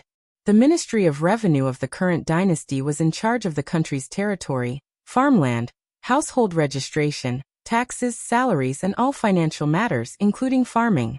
They were going to the countryside this time to provide relief, and also to help the villagers dig canals to draw water and rebuild the fertile fields after the disaster. They didn't have enough manpower, so some things had to be done by the officials themselves. Royal Prince suddenly appeared in the group on the day of departure. Before that, no one knew that he would go to the countryside with them. Royal Prince N's leg injury was almost healed, so he should be able to walk. He and Grand Tutor Zhuang had sent someone to inform the Minister of Revenue, so he was asked to stay by the Minister of Revenue's side to do some idle things. While he was recording the accounts, he inadvertently glanced at Xiao Lulang, who was beside the embankment. Because of the hot weather, the villagers had all taken off their shirts. Even the inspector from the Ministry of Revenue was shirtless. Xiao Liulang's white undergarment was particularly eye-catching. His clothes were soaked in sweat and clung tightly to his body. Usually, it wasn't very obvious because of the heavy official's robe. Today, one could see that his body was more muscular than expected. His sleeves were rolled up high, revealing his well-defined forearms. Royal Prince subconsciously pinched his forearms. He didn't seem to be as muscular as him. Moreover, Royal Prince vaguely remembered that a year ago in the countryside, Xiao Lulang was not as tall as him. Why did he look so much taller now? Editor Zhuang, are you done with this? The Minister of Revenue reminded him. Just a little bit more. Royal Prince came back to his senses and handed the last page to the Minister of Revenue. All right, please take a look. Xiao Lulang and the villagers were busy until the sun set in the west. The villagers baked pancakes, steamed cornbread, and mixed pickled vegetables for everyone to eat. Originally, he wanted to kill the chicken, but was rejected by the Minister of Revenue. The imperial court does not extort the wealth of the people, does not take a single cent from the people, does not covet a single grain of rice from the people. The rice and flour were also paid for by the villagers. Princeton was not used to it. Even during the most difficult days in the state of Chun, he had never eaten this kind of food. He saw that Xiao Lulang was enjoying it. Xiao Lulang and the villagers sat on the ridge of the field, not burdened by the image of an imperial Hanlin official. An uncle from the village walked over and sat down next to Xiao Lulang. He asked with a smile, "Lord Xiao, are you used to it?" "Pretty good," Xiao Lulang said. Xiao Lulang treated people coldly, not like royal Princeton, who was always as gentle as jade, and had the appearance of a modest young master. However, he worked the hardest and did not put on airs. The villagers were more willing to get close to him. Uncle took advantage of the fact that no one was paying attention, and took out a boiled egg for him. "It's hot, eat it quickly. I see that you've been working the whole day. You're working even harder than us. Your aunt cooked it for you." Xiao Lulang refused. "No need, I'm full. Uncle Zhang can eat it himself." Eldest uncle forced the egg into his hand. "Hey, just eat it. Last time when Gooden had a stomachache, if you didn't give him medicine, he wouldn't have recovered so quickly. Also last time, when Li Zheng was bitten by a poisonous insect, it was also you who treated him. This has nothing to do with the court, it's all your medicine." Gooden was the youngest son of uncle and aunt. Uncle knew that medicine was very expensive no matter how ignorant he was. In order to treat the villagers, Lord Xiao had emptied his own medicine bag. He didn't know how much money that was, but it definitely wasn't something that an egg could pay for. Uncle sighed. "If you don't eat it, your aunt will nag me again when we get back. It's not like you don't know how naggy that woman is." In the end, Xiao Lulang accepted the egg. Uncle was very happy and told him many things about the village with relish. Only when Gooden came to call him did he reluctantly leave. He said that he would come find Xiao Lulang the next day. Xiao Lulang also returned to the temporary hut. The hut was built temporarily. There was only a table, a cabinet, and 2 wooden beds piled up with wooden stools. One was his and the other was Royal Prince Anne's. Royal Prince Anne was more particular about the finer things than him. He even put in a mosquito net. He didn't use a mosquito net. He had the mosquito coils made by Gu Jiao, so he didn't need a mosquito net. It wasn't too late now. He planned to go to the nearby forest to pick some medicine for Gu Jiao. He didn't know the name of the medicine, but he saw Gu Jiao drying it in the courtyard a few times. He took his basket and walking stick. When he reached the door, he heard a horse carriage coming towards them. After it stopped, a middle-aged man wearing an official's robe came down. Who else could it be but Marquis Gu? After Marquis Gu fixed the road, he immediately came to inform them. He first went to greet the Minister of Revenue. Royal Prince Anne was also there. Considering the marriage between the 2 families, Royal Prince Anne was now his son-in-law. Marquis Gu was very cordial and polite to Royal Prince Anne. When Xiao Lulang walked past him with a basket, he didn't even look at Xiao Lulang. Royal Prince Anne reminded him, "Marquis Gu, that was Xiao Xiuzhua. This Marquis knows." Marquis Gu said carelessly. They had met in the countryside. He would recognize him even if he turned into ashes. He didn't know any etiquette at all. He was clearly a poor boy from the countryside, but he didn't care about him, his father-in-law. Royal Prince Anne was born noble, but he wasn't as arrogant as him. Royal Prince Anne felt Marquis Gu's contempt towards Xiao Lulang. He said with slight confusion, "He's Marquis Gu's son-in-law." Marquis Gu thought, "I didn't acknowledge that girl. What son-in-law or not? Even if he acknowledged that girl, he wouldn't accept a poor boy from the countryside as his son-in-law. So what if he was the top scholar? So what if he entered Hanlin Academy? He's still a country bumpkin." He Guchong only had one son-in-law, Royal Prince Anne. "I heard that you're not used to the food in the countryside, so I brought some good food for you." Marquis Gu didn't want to talk too much about Xiao Lulang. He took the roast duck, crispy chicken and jerky that he bought on the way from the carriage, and gave them all to Royal Prince Anne. He didn't leave anything for Xiao Lulang. Xiao Lulang didn't know that Marquis Gu was favoring Royal Prince Anne. He entered the forest. He had come to pick herbs a few times, so he was quite familiar with the path in the forest.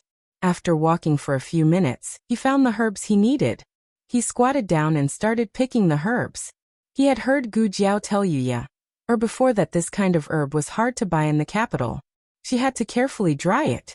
When Xiao Lulang went to deliver the herbs to Gooden, he accidentally saw a few stalks of this kind of green grass lying on the ground in their house. After asking, he found out that there were many stalks of this kind of grass near the river in the forest on the east side of the village. Xiao Lulang quickly picked a basket full of herbs. It was about time for him to go back. Just as he turned around and walked down the mountain, he suddenly heard a rustling sound behind him. He felt a chill down his spine and quickly turned around. It turned out to be a hungry wolf with 2 glowing green eyes. This was the edge of the forest. The villagers had never seen a wolf before, but he met one today. His luck really didn't disappoint. This was a lone wolf that got separated from the pack. It was starving and looked at the prey in front of it. It didn't hesitate for long before opening its bloody mouth and pouncing towards Xiao Lulang. In the blink of an eye, Xiao Lulang took out a small round bead and threw it towards its head. With a loud bang, the hungry wolf was blown up and blood splattered everywhere. It howled and fell down. It turned its head to look at Xiao Lulang before running away with its tail between its legs. Xiao Luolang's whole body was soaked in cold sweat. He looked at the lone wolf that ran away and breathed a sigh of relief. It seems that my luck isn't that bad. Gu Jiao gave Xiao Lulang a total of 3 black gunpowder. She was afraid that he would blow himself up if she put too much. After all, he was always so unlucky, right? Xiao Lulang came to the river and squatted down to wash his face. But as he washed, he instinctively sensed a trace of danger approaching. Could it be that the lone wolf was back? No. This time, the aura was much more terrifying than the lone wolf. He frowned warily, turned around and put his hand into the bag of gunpowder. Not far away, 2 masked men in black stood on the riverbank with swords in their hands and looked at him covetously. Their eyes were full of murderous intent. It just so happened that he still had 2 black gunpowder left. He said that his luck was still not bad. Just as this thought flashed through his mind, the bag loosened and the black gunpowder fell into the water. Xiao Lulang. Digression. A person can't be arrogant. Come next sentence. The latest chapter of this book is not finished yet. For more exciting content, please scan the QR code below to download the app. Novels are updated faster and more complete. Millions of novels are free to read. Novels that can't be found online are all available here. https://www.zhhbqg.com/89642_8964286/111376358. HTML Genius memorized this site's address. www.zhhbqg.com Bikugo mobile reading website.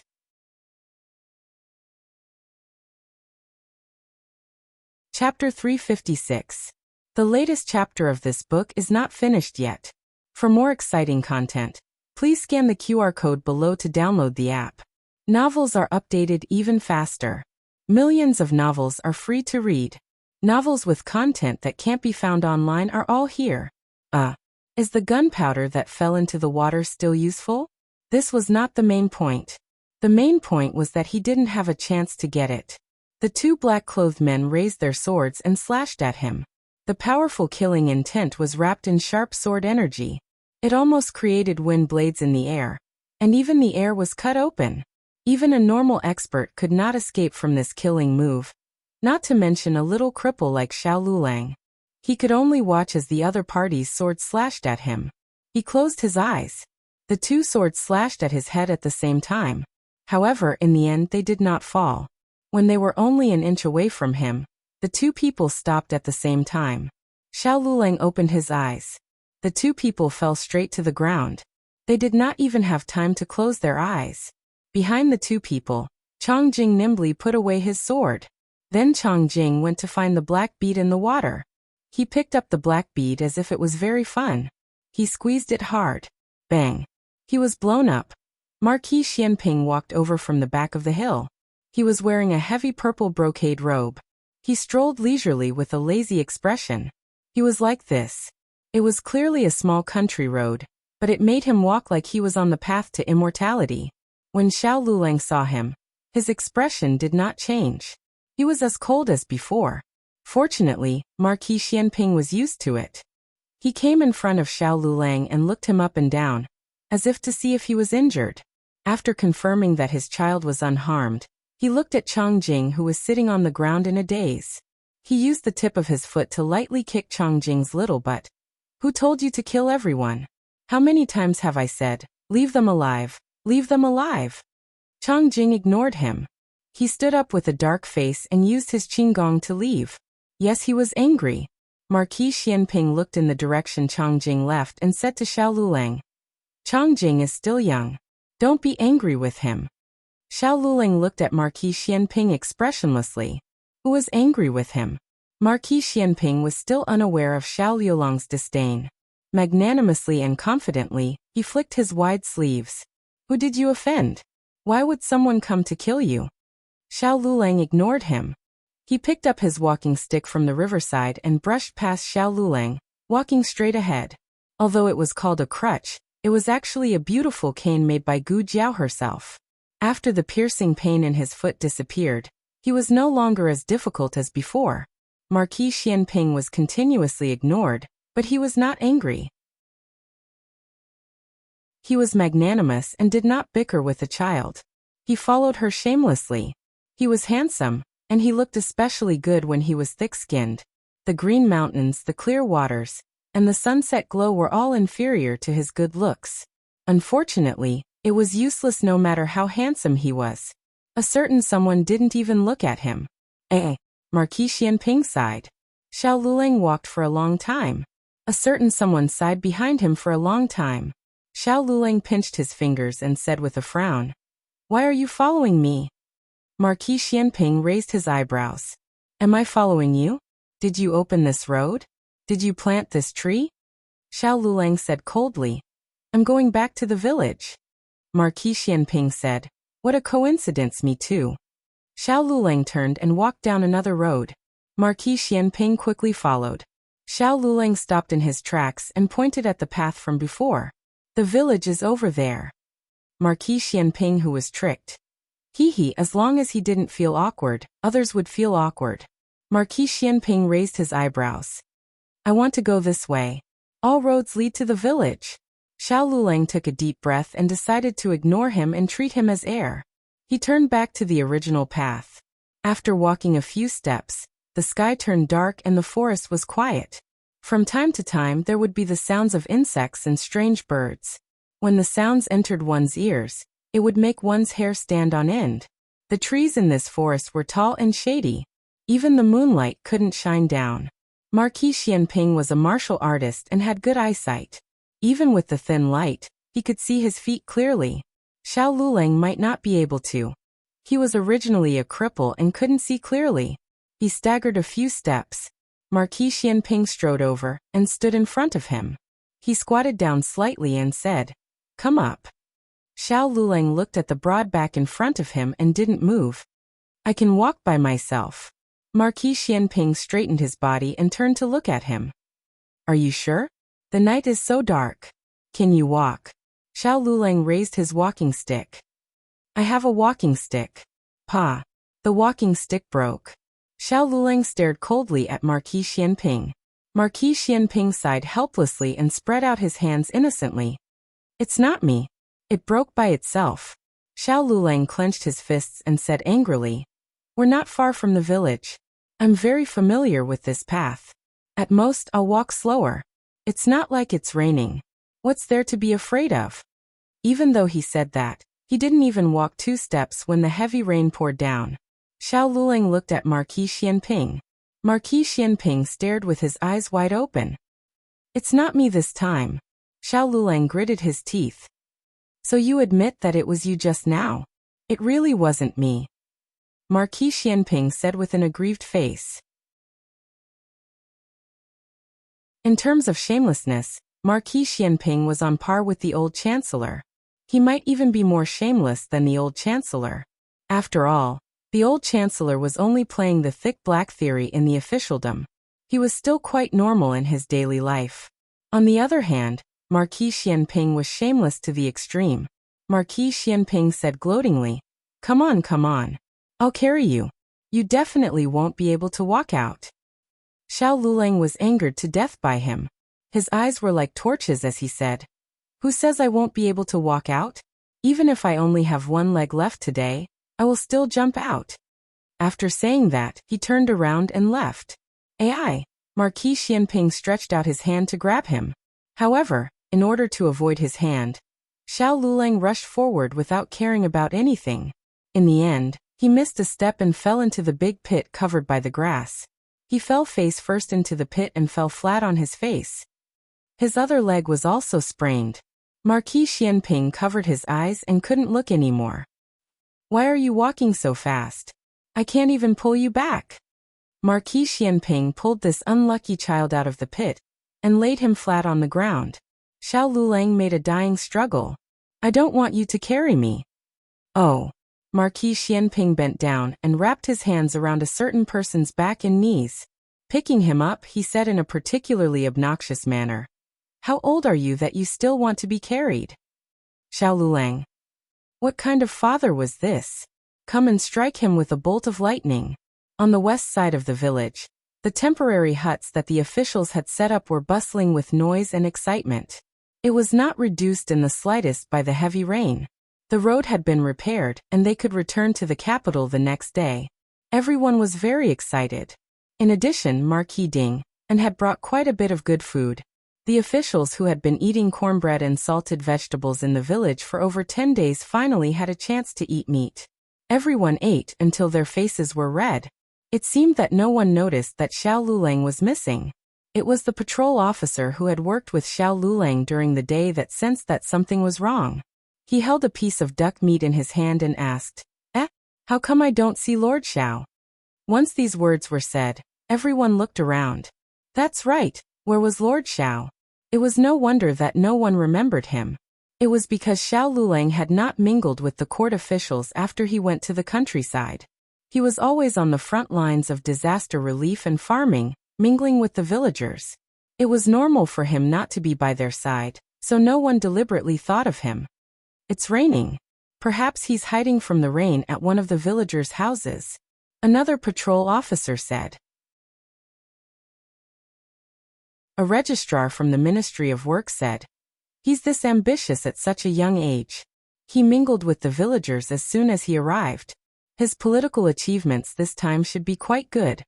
Whether he had ambition or not, he just did not say it out loud. People were strange like this. If they did not work, then those who did work would be blamed. No one said that Royal Princeton, who always followed the Minister of Revenue, was ambitious. Instead, it was Xiao Lulang who mingled with the villagers that was mistakenly said to be trying to gain popularity among the people. Royal Princeton looked at Marquis Gu and saw that he did not care about Xiao Lulang. He called for Wu Yang. Go find Lord Xiao. Yes. Wu Yang took the order and went out. As soon as he opened the door of the hut, he saw a strong and muscular figure in the heavy rain, walking like the wind towards them with a person on his back. His head was covered by his own outer robe, covering the person on his back. He only wore an inner robe and his clothes were already soaked by the heavy rain. He stepped into the puddles and the rain made it hard for him to open his eyes. What's wrong? Royal Princeton saw that Wu Yang was frozen at the door and asked him, what happened? That. Wu Yang did not dare to recognize it. Everyone saw that something was wrong and quickly squeezed to the door to look in the direction he was pointing. Everyone was stunned. Someone recognized him. Isn't that Marquis Xianping? No one had ever seen Marquis Xianping in such a sorry state. He was the most handsome man in Zhao country. He was very particular and also very vain. Other than on the battlefield, he had never let anyone see him in such a disheveled state. But at this time he was like a falcon in a storm. In order to protect the young on his back, he plucked out his beautiful feathers and built a nest to shelter him from the wind and rain. Digression. Third watch. It slipped out again. The latest chapter of this book is not finished yet. For more exciting content, please scan the QR code below to download the app. Novels are updated even faster. Millions of novels are free to read. Novels with connotations that cannot be found on the internet are all available here. https://www.zhbqg.com/89642_896428226/111370516. HTML Genius memorized the website address in 1 second. www.zhbqg.com Bikuga mobile reading website.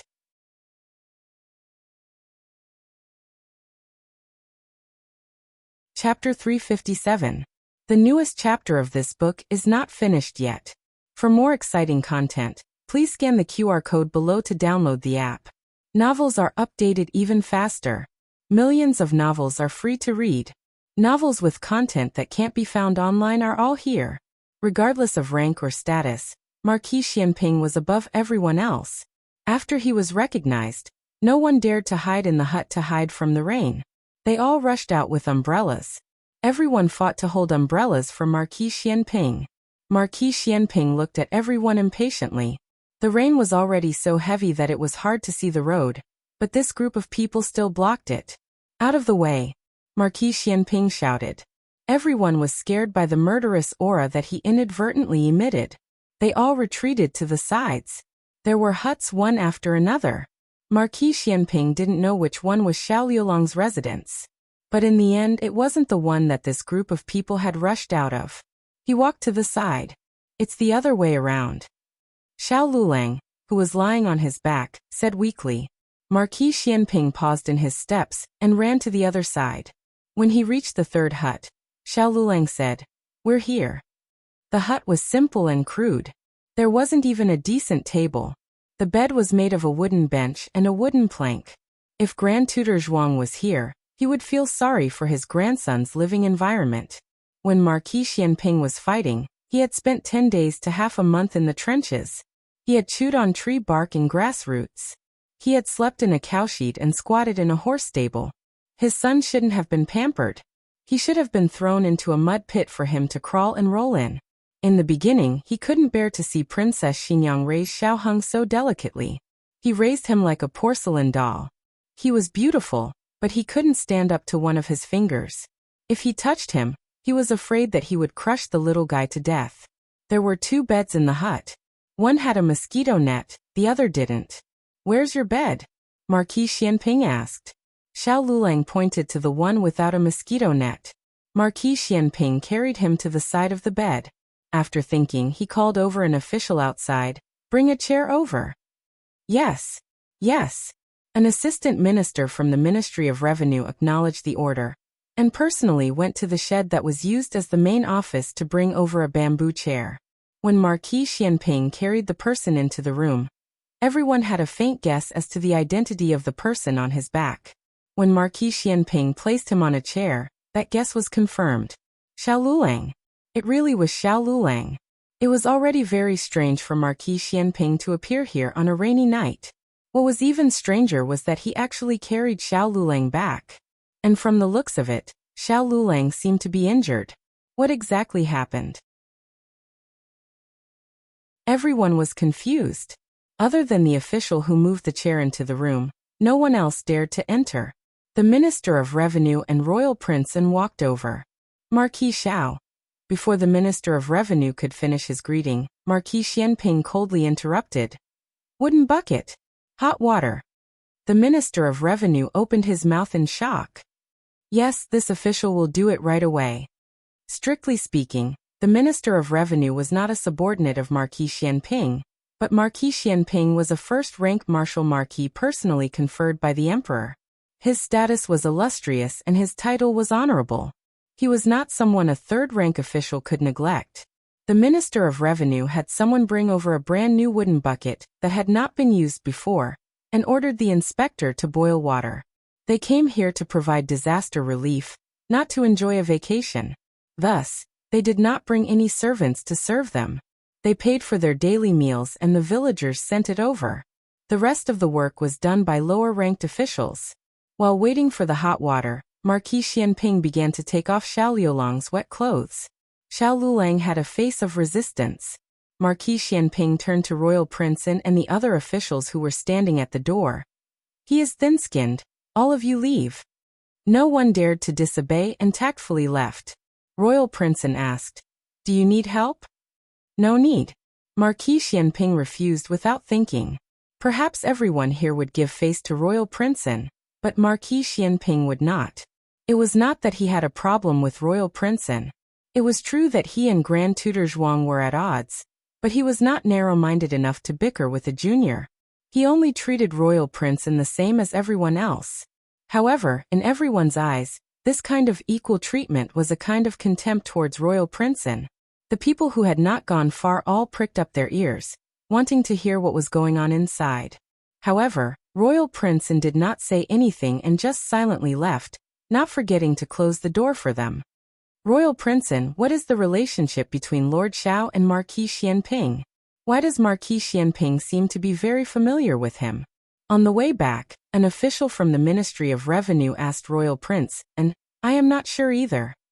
Royal Princeton was not familiar with this official from the Ministry of Revenue, so he did not discuss the relationship between Xiao Lulang and Marquis Xianping. However, the Assistant Minister of the Ministry of Revenue who had just moved the chair for Marquis Xianping spoke. A few months ago, there was a rumor in the capital that the new top scorer looked very similar to the deceased young Marquis of Zhaodu.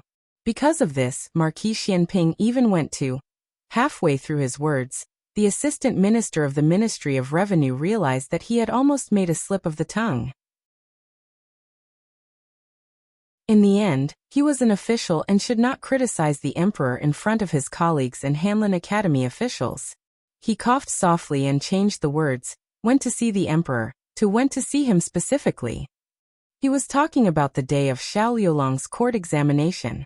Marquis Xianping had gotten up early and rushed to support Xiao Lulang.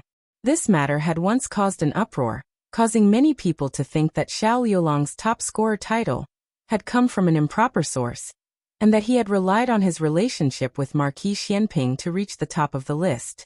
So it's because Lord Xiao looks like his deceased son. The official of the Ministry of Revenue murmured. Everyone inexplicably ate a melon and more or less understood that Marquis Xianping had come to visit Xiao Lulang. How can it be such a coincidence? He didn't get injured earlier or later. When Marquis Xianping came, he got injured like this. He even had to carry him all the way back. Another person muttered. These words were just short of saying that Xiao Lulang was scheming and deliberately trying to gain Marquis Xianping's sympathy. I really couldn't tell that he was this kind of person. How could I not tell? Have you all forgotten how he has been winning over the villagers these days? His scheming, I really can't catch up to him even if I ride a horse. She'll lower your voice. Don't let Marquis Xianping hear you. Later, you and I won't be able to bear the consequences.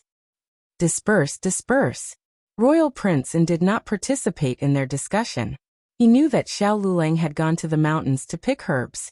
As for why he got injured and why he met Marquis Xianping, he did not know. He went to Wu Yang's side. Tonight, he would probably have to squeeze in with Wu Yang. Inside the hut, Marquis Xianping quickly took off Xiao Liulang's top. When he went to take off Xiao Liulang's pants, Xiao Lulang tightened his belt and refused to let him do it. Marquis Xianping frowned and clicked his tongue. What's wrong? You go out too. I'll do it myself. Xiao Lulang said. Marquis Xianping looked him up and down and said with a chuckle, You fell like this. Do you still have the strength? If he had the strength, he wouldn't have let him take off his top. Right now he was tightly gripping his belt. In fact, he was using his eyes to refuse. Marquis Xianping said, You are my son. What have I not seen of you? When you were young, you ran around the courtyard naked. He looked at his pants. Let me tell you, not only have I seen it, I've also played it. Xiao Lulang, who wanted to be struck by lightning. The wooden bucket and hot water were ready. Marquis Xianping didn't call anyone to enter the hut. He brought the large wooden bucket and hot water in himself. Xiao Liulang's undoing of his belt annoyed him. He didn't have the strength and couldn't take it off for a long time. He simply threw him into the hot water. This rain seemed to have extinguished all the heat of the recent days. It brought a hint of the coolness of early autumn. Xiao Liulang's body was cold. It wasn't until he soaked in the hot water that he gradually warmed up. Xiao Lulang soaked in the hut. Marquis Xianping went to get water. He planned to take a cold bath, and then go back to the carriage to change clothes. He wasn't familiar with this place. He only vaguely remembered that a large group of people had come out of the largest hut. Perhaps they had gone there to get water. He went to the hut that was used as the central room and the office room. Everyone was there. Marquis Gu was also there. The large pile of food that Marquis Gu had brought was also there. The room was filled with the tempting aroma of meat and crispness. Everyone looked at Marquis Xianping in astonishment, their faces helpless. Marquis Xianping only needed a glance to understand. When a group of people had gathered here, he thought they were discussing some important business. So they were eating and drinking. The Minister of Revenue asked, "Does Marquis Xiao want to eat?" These were all bought from the capital by Marquis Gu's men. Marquis Xianping looked at Marquis Gu in the hut, and slightly narrowed his eyes. Everyone was here except for his son-in-law Xiao Lulang. Good, very good. Marquis Gu did not know of the relationship between Marquis Xianping and Xiao Lulang. He was wondering why Marquis Xianping had mixed up with that poor boy when he met Marquis Xianping's frightening gaze. His heart inexplicably thumped. The rain stopped in the latter half of the night. The next day was a sunny day. The morning light shone, and the sky was blue. The air was filled with the smell of soil and flowers that had been moistened by the rain. The disaster relief and farming mission had been completed. Everyone packed their bags and planned to eat something before returning to the capital. But no one had expected that when they pushed open the wooden door of the hut, they would be greeted by the mouth-watering aroma of meat buns. Everyone's saliva dripped down. Did they make meat buns today? The villagers know that we are leaving, so they specially made meat buns? Such fragrant meat buns. They were all officials of the capital. Even if they did not come from prominent families, at least they were not greedy for meat buns. But they did not know if it was because they had been vegetarian for too many days, but when they smelled the aroma of meat, they felt that they could not control themselves. No, this is not the aroma of ordinary meat buns. It's zhouji. Their meat buns have the aroma of sesame oil. That's right. It's zhouji's meat buns. Zhouji's meat buns were too famous in the capital. They only made 100 steamers a day, and they were sold out. Therefore, it was hard to get one even if they lined up.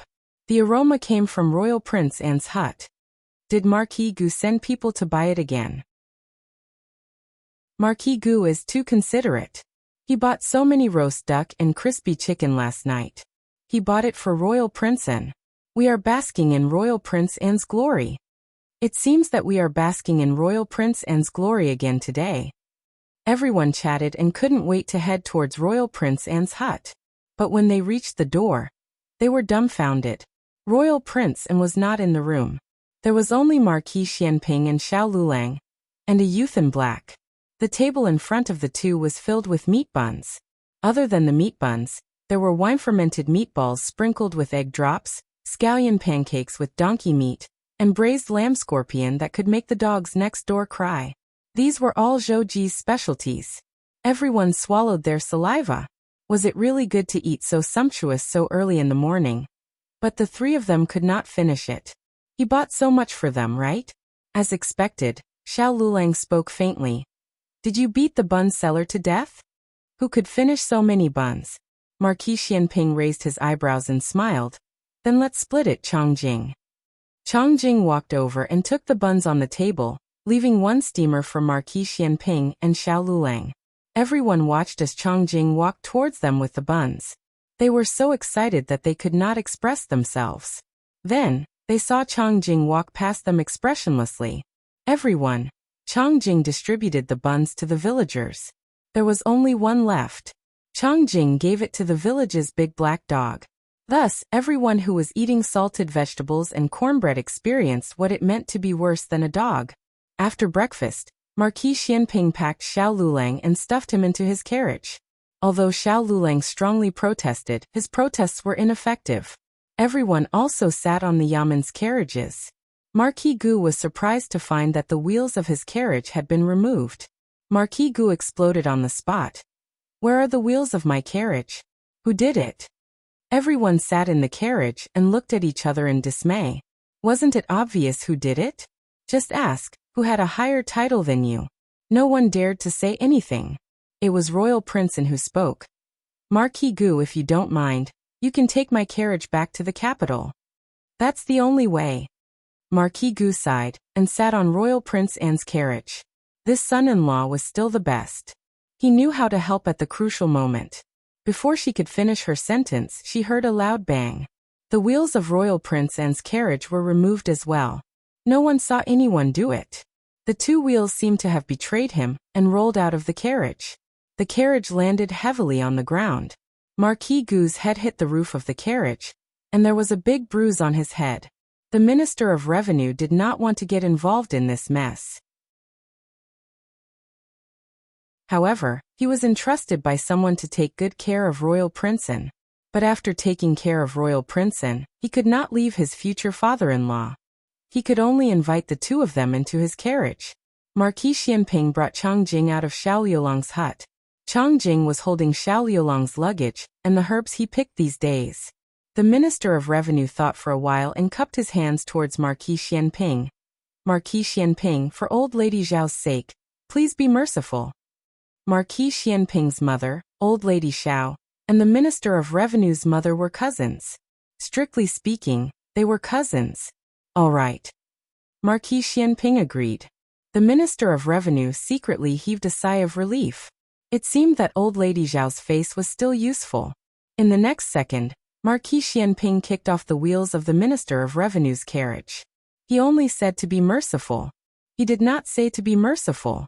When it came to bullying people, Marquis Xianping was a professional. After this, no one dared to invite Marquis Gu into the carriage anymore. They all left with their tails between their legs. Royal Princeton also wanted to help but could not. He cupped his hands towards Marquis Gu and asked Wu Yang to find the wheels and install them. Then he returned to the capital alone. Marquis Gu was left alone on the ridge of the field. Behind him was a carriage without wheels.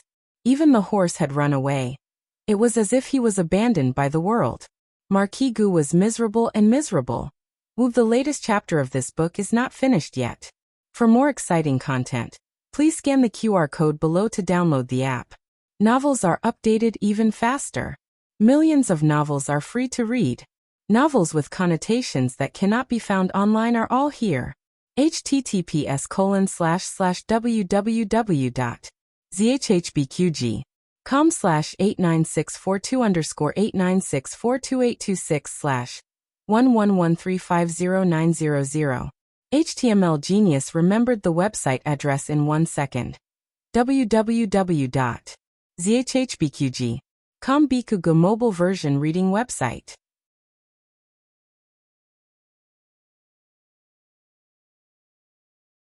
Chapter 358. The newest chapter of this book is not finished yet. For more exciting content, please scan the QR code below to download the app. Novels are updated even faster. Millions of novels are free to read. Novels with content that can't be found online are all here. If other people thought that they could safely return to the capital after leaving Marquis Gu behind, then they were too naive. Marquis Xianping blocked their way, and took off their wheels one by one. There was no village to the front and no shop to the back. Even if one called for help, the heavens and the earth would not respond. Of course, there were a few people who didn't offend Xiao Lulang, but they also had their wheels taken off by Marquis Xianping. This was helping them, not harming them. Marquis Xianping wouldn't make things difficult for them in the future, but if Marquis Xianping let them go, the people who didn't like Xiao Lulang might make things difficult for them. So, they might as well take them off together. Xiao Lulang didn't know anything about Marquis Xianping blocking their way and bullying them. He didn't sleep well last night and woke up with a slight headache. Not long after getting on the carriage, he fell into a deep sleep.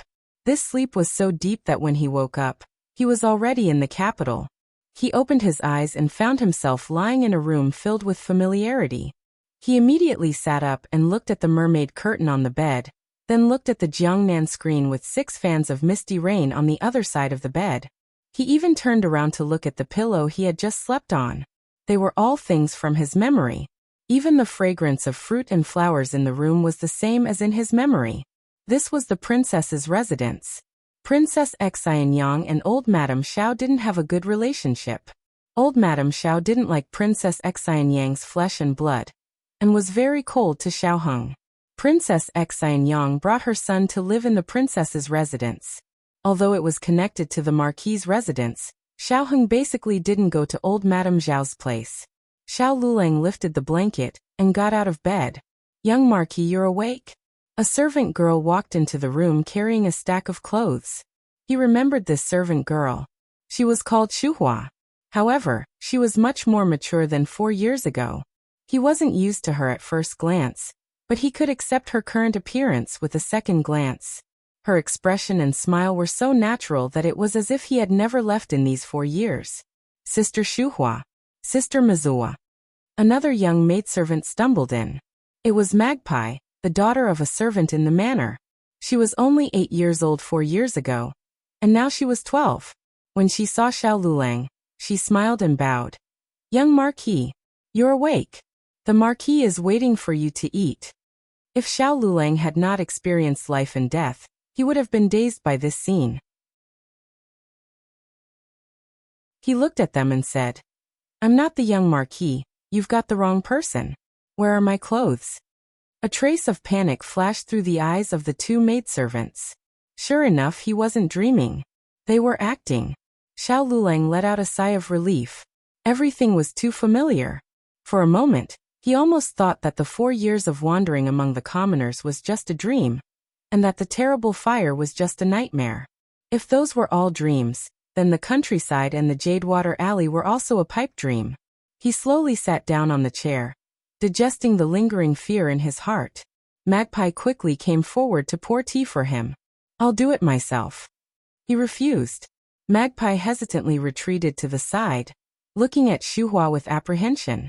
Shuhua shook her head at her, indicating for her not to speak. "My clothes?" Xiao Lulang said again. "Yes." Shuhua went to the wardrobe, opened the door, and found Xiao Liulang's luggage. She secretly glanced at Xiao Lulang several times. Although they looked alike, their temperaments were too different. The young Marquis never had a straight face with them, always talking and laughing. He was a little master that warmed people's hearts. Moreover, the little master's legs were not lame. "You can all leave." Marquis Xianping, who had been listening outside the door, saw that his plan was not working and could only helplessly appear. The 2 maidservants retreated as if a heavy burden had been lifted off their shoulders. He did not need to go to Hanlin Academy today, so he found a set of normal clothes to change into. Then he said to Marquis Xianping, "You don't need to test me anymore. I'm not Xiaoheng." Marquis Xianping said, "I'm not testing." Xiao Lulang interrupted him. "Don't think that as long as I'm still Xiaoheng, you can make up for the guilt in your heart. Even if you test me 100 times, 1,000 times, I'm still Xiao Lulang, the illegitimate child of Chunyun's mother, not the legitimate son of Marquis Xianping." Marquis Xianping's eyes darkened. "Then tell me, is there really someone who looks exactly the same in this world?" "Is it really the same?" Xiao Lulang asked back. Marquis Xianping's gaze fell on his right eye. There was originally a teardrop mole here, but now it was gone. Xiao Lulang said, "Of course, if you just want to use me as a substitute for the young Marquis, then it's up to you." No one could replace Xiaoheng. He did not need a substitute for Xiaoheng. He only wanted Xiaoheng, his son Xiaoheng. These words pierced Marquis Xianping's heart to the point of bleeding. Otherwise, why would he say that he was his son? He knew what words would stab him the most. Xiao Lulang did not say anything else. He picked up his luggage. "Where's my medicine?" "In the courtyard," Marquis Xianping said. Xiao Lulang walked out without looking back. Marquis Xianping looked at his determined and stubborn back and suddenly called out to him, "Don't you want to see your mother?" Xiao Liulang's steps paused. His hand holding his luggage slowly clenched. "I want to see her." "Does she want to see me?" Xiao Lulang left without any hesitation. "Hiss. Little brat." Marquis Xianping's teeth hurt. Steward Lu walked over from the other end of the corridor. He entered the room and asked, "Marquis, the young master still hasn't admitted his identity?" Marquis Xianping's fist slammed on the table and his mouth twitched. "Little stubborn donkey. Is it really the young Marquis? Could there have been a mistake? Steward Lu asked worriedly. He paused and then muttered. It doesn't matter if there's a mistake. After all, they are both Marquis' children.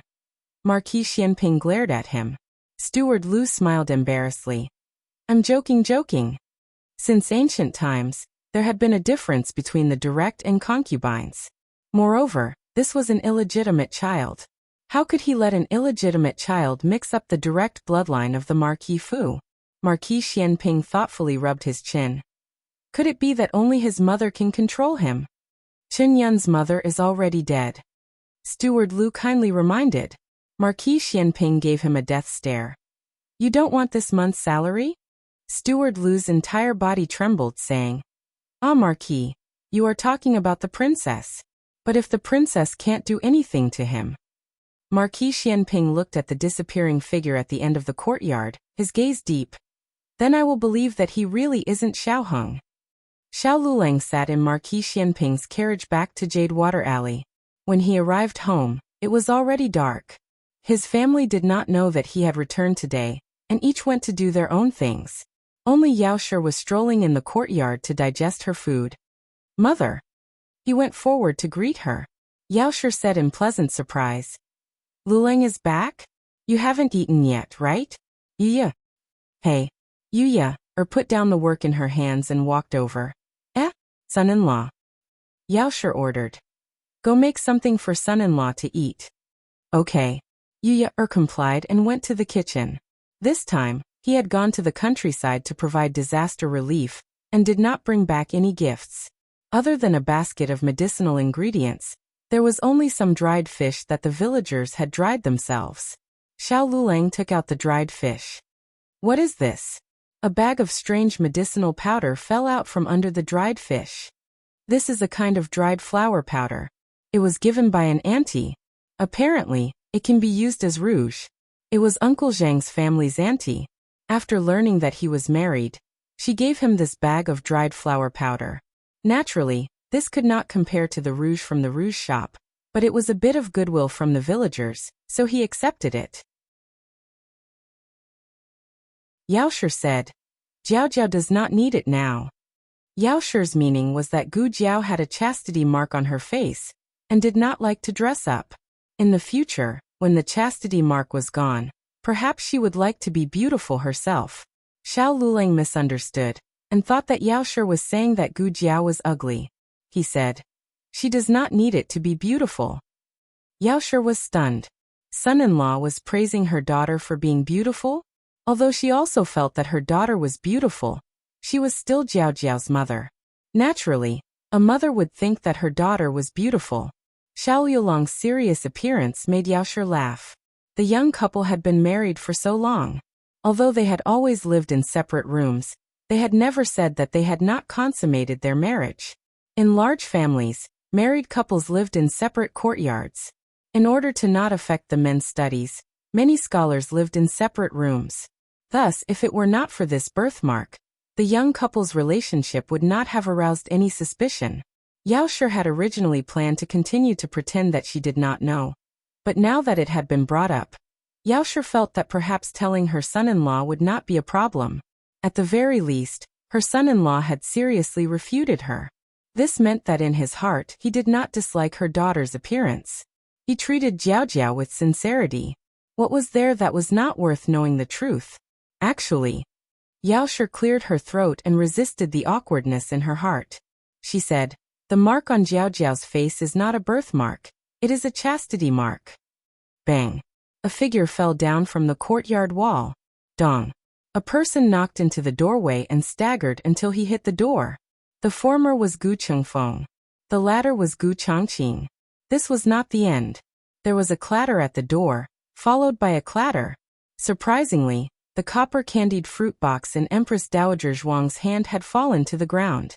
The old chancellor, who was standing at the newly opened door between the two residences, did not know whether to enter or leave. He had come to deliver some brown sugar glutinous rice cake to Zhuang Jin's. How did he hear this kind of thing? The latest chapter of this book is not finished. For more exciting content, please scan the QR code below to download the app. Novels are updated even faster. Millions of novels are free to read. Novels with content that cannot be found online are all available here.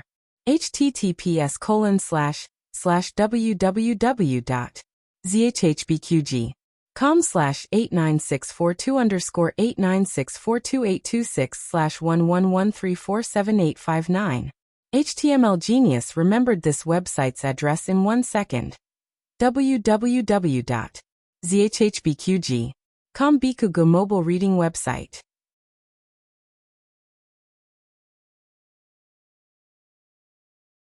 Chapter 359. The latest chapter of this book is not finished yet. For more exciting content, please scan the QR code below to download the app. Novels are updated even faster. Millions of novels are free to read. Novels with content that can't be found online are all here. Yaosher was so shocked by the commotion that she stood up from her chair. She clearly didn't see a single person just now, so how did so many people appear out of thin air after she finished speaking? They didn't come when they didn't, but they all came when they did. Was this arranged? Also, it was fine that Gu Chongqing and the matriarch appeared here. One came to see the twins and the other came to play cards. But what was up with Gu Chengfeng? What was he doing climbing up the wall of their house? Yaosher was so shocked that she couldn't even speak. Of the 5 people present, it was unknown who was the most embarrassed. Was it the 4 people who accidentally heard this huge secret? Or was it Xiao Lulang who was caught in the whirlpool of secrets? In short, the 5 people all had different expressions and didn't speak for a long time. The atmosphere became more and more awkward. In the end, it was Gu Qingfeng's nose that itched and he couldn't help but sneeze. Only then did the strange silence in the courtyard be broken. That Gu.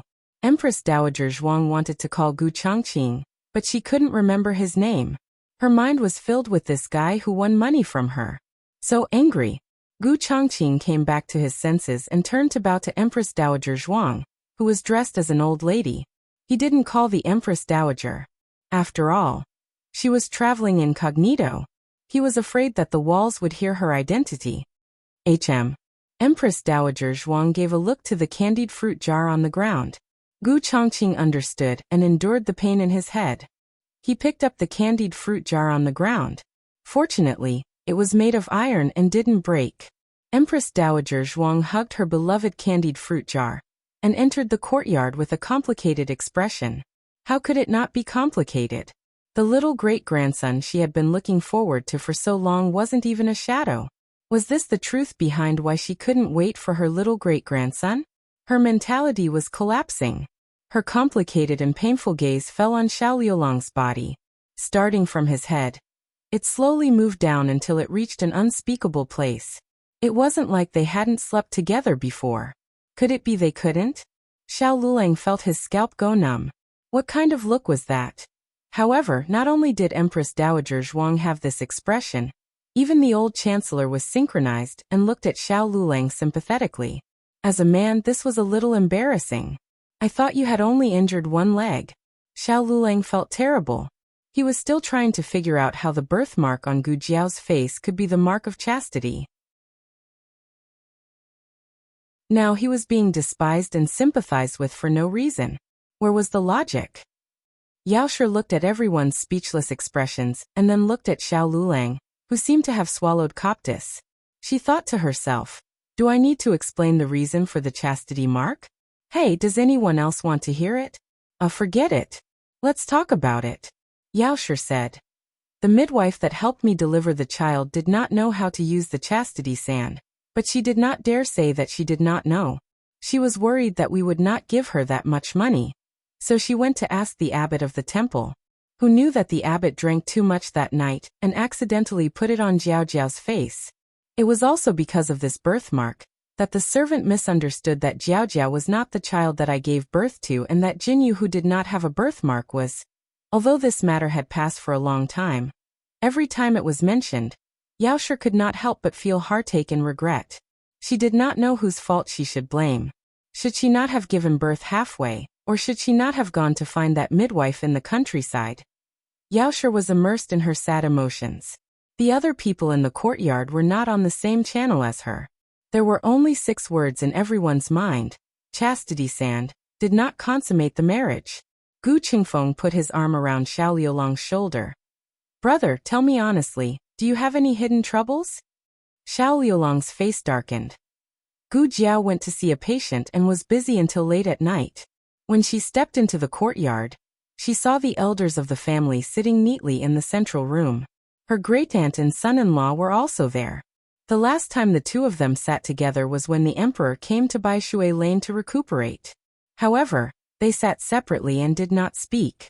Ever since her great-aunt recovered her memories, this was the first time Gu Jiao saw the two of them so amiable. Gu Changqing and Gu Qingfeng also came. What did you come here for? Gu Jiao asked Gu Qingfeng. Gu Changqing's lips curled up imperceptibly. It seemed that in his sister's heart, this second brother who had drunk wine with her, ridden horses with her, and played water with her, did not have much weight. He could not come to Baishui Lane as he pleased. Gu Qingfeng snorted and said unhappily, You think I wanted to come? Chenglin ran out of hair growth ointment. Gu Jiao made a no sound. Recently, she had been so busy that she had forgotten about Gu Qinglin's little bald spot. Wait a moment. Gu Jiao went to the east room to put down the small basket, and took out the medicine box. She opened the box and saw that there was indeed a box of hair growth ointment inside. The medicine box could not only determine the medicine needed by the patient, but also remember the patient's course of illness and the dosage. It was very useful, but it would be even better if there were no more strange things. Gu Jiao took out the hair growth ointment and handed it to Gu Qingfeng. Here 100 taels. Gu Qingfeng immediately exploded. You charge me 100 taels for such a small box of ointment? That's too much. Gu Jiao's expression did not change. It's the price of family affection. The price of family affection specially set for you. If someone else came, it would be 1 tael. Gu Qingfeng reluctantly took out the banknotes. Gu Jiao happily accepted it. Everyone stared at her without blinking. Gu Jiao felt that the atmosphere was strange from the moment she entered the courtyard. And now it was getting stranger and stranger. Did something happen? Why are you all looking at me like this? She asked. Madam, Yuya, came over with a bowl of tonic soup on a tray. The soup you wanted is ready. Yuya, put the tonic soup on the table. The bowl was black and looked like it was made by Xiao Lulang. Empress Dowager Zhuang pushed the bowl of soup in front of Gu Jiao. Drink it, it was specially made for you. You've worked hard recently and you've lost weight. You need to take care of your body. She said these words without blushing. Everyone secretly gave Empress Dowager Zhuang a thumbs up. You're still the best. Oh. Although it did not look good, Gu Jiao was not picky. Since it was specially prepared for her by her family, she could not waste it. Gu Jiao held the bowl of soup, took a deep breath and gulped it down. Wretch. It was disgusting. Gu Jiao almost vomited. Everyone looked at Empress Dowager Zhuang. Was there really no problem with the soup? Empress Dowager Zhuang snorted. How could there be a problem? It was a professional nourishment for 30 years. The previous emperor's concubines all drank this tonic soup, so their bodies were better than the other. Gu Jiao felt nauseous. She covered her chest and took a deep breath. She inadvertently glanced around and found that the table was uniformly looking at her. She blinked and shook her little head. Oh, I'm not pregnant, am I? In the study, Xiao Lulang, who heard this sentence, spat out a mouthful of tea. Everyone's expression twitched. How did you manage to lie through your teeth like that? Why are you looking at me like that? Gu Jiao asked. Have you consummated your marriage? Gu Qingfeng asked straightforwardly. Gu Changqing kicked him under the table. Gu Jiao did not know that there was nothing left of her. She stuck out her small chest and said righteously, Why haven't I consummated my marriage? Of course I have. Is it written on my face that I'm a virgin? Everyone looked at her chastity mark. Yes. Gu Jiao. Xiao Lulang couldn't bear to listen any further. He wished he could bury himself with books. What kind of brother and sister were they? One dared to ask and the other dared to answer. Were they not ashamed? Jiao Jiao, are you there? Xiaobao has a stomachache. Can you go and take a look at him? Master Zhao's anxious voice came from the door, interrupting the conversation. Gu Jiao went next door to see Xiaobao. Empress Dowager Zhuang waved her hand and said, "Okay, let's go. You make Jiao Jiao a bowl of this soup every 3 days. You must watch her finish it." Yu replied, "Yes." Gu Chongqing originally came to visit the twins. However, Gu Yan and Gu Xiaoshan were resting at Nanxiang and Master Lu's place. Gu Chongqing had to leave with Gu Qingfeng. "Ahem, I will go too. I want to see how the homework in Jingkong is going." The old chancellor went next door. Little Jingkong was doing homework at his place tonight. Empress Dowager Zhuang went to Xiao Lulang and little Jingkong's west room. Eunuch Qin followed. "Empress Dowager?" Empress Dowager Zhuang looked at the bed and called the accompanying imperial masters. She pointed at the bed and said seriously, "Split it." The imperial masters, Eunuch Qin. After a loud noise, Empress Dowager Zhuang ran out of the west room waving her phoenix claws. "Oh, Jiao Jiao." Eunuch Qin and little Deng fought. The bed collapsed. Eunuch Qin trembled. What did it have to do with him? Also, what kind of fight could collapse the bed? These words didn't sound right. Gu Jiao was not called over by Empress Dowager Zhuang, but little Jingkong came over first. He had just finished his homework and heard his great-aunt say that the bed collapsed. He was young and curious, so he went to see whose bed collapsed. "So it's my bed that collapsed." The little guy stood in front of the collapsed bed with his hands on his hips, and was stunned for a few seconds. Then he laughed. "That's great. His bed collapsed. He had no place to sleep tonight. He could only squeeze with Jiao Jiao. Brother-in-law, I want to take a bath." He wanted to wash himself clean and smell good, then put himself on Jiao Jiao's bed. After a quarter of an hour, the little handsome monk came out of the bath and changed into dry pajamas. He smelled good from head to toe. "I can go sleep with Jiao Jiao." He skipped to the east room. However, before he could step in, Empress Dowager Zhuang picked him up. Empress Dowager Zhuang said, "You and I will go back to the palace tonight." Little Jingkong's little body trembled. "Why?" Empress Dowager Zhuang said, "I'm lonely." Little Jingkong strongly protested. "I want to sleep with Jiao Jiao." Empress Dowager Zhuang refused heartlessly. "No, you won't have a little great-grandson if you sleep with him. I want a little great-grandson." Little Jingkong flapped his little arms and legs in the air and complained, "Why do you want a little great-grandson? Am I not cute enough?" Empress Dowager Zhuang was full of questions again. She could not win against him, so she stopped talking and directly carried him out of the courtyard and into the carriage. Because the bed collapsed, Xiao Lulang could only sleep in the east room tonight. Gu Jiao had no objection. After washing up, the two of them lay on the soft bed. Little Jingkong was used to sleeping on hard beds in the temple, so the mattress in the west room was less than in the east room. Xiao Lulang had slept on this bed before, but he did not know if it was because of his different state of mind, but the feeling of lying on it tonight was particularly different from before. The mattress seemed to be softer, reminding him of her delicate little body. The pillow was full of her breath and fragrance. Every breath made him feel short of breath and hot in his heart. She was lying flat beside him, and her breathing was even and long. Xiao Lulang could not sleep. He gently turned his head, and saw that their long hair seemed to be entangled. Suddenly, there was a hint of ambiguity in the night. The dream he had before flashed through his mind uncontrollably. He tried to erase the inappropriate images from his mind, but the harder he tried, the clearer they became. Even her smooth breathing seemed to have a hint of seduction in his ears. "Husband." She suddenly turned to look at him. Xiao Liulang's heart skipped a beat. He felt guilty for being distracted. His expression tensed as he looked at the ceiling and asked seriously, "What's wrong?" Gu Jiao straightened up on her elbows and looked at him. "Nothing. I just want to ask you if everything went well in the countryside. Did those people bully you?" "No," he said. Gu Jiao asked strangely, "What's wrong with your voice? It's mute." It would have been better if she hadn't said this. Once she said this, Xiao Lulang found it even harder to control himself. His throat moved, and he didn't dare to look at her. "I probably talked too much during the day." "Oh." Gu Jiao lay beside him. He did not dare to look at her, but she looked at him frankly. "Then I'll get you some water." He was just about to say no, but she had already got off the bed and poured him a glass of cold water.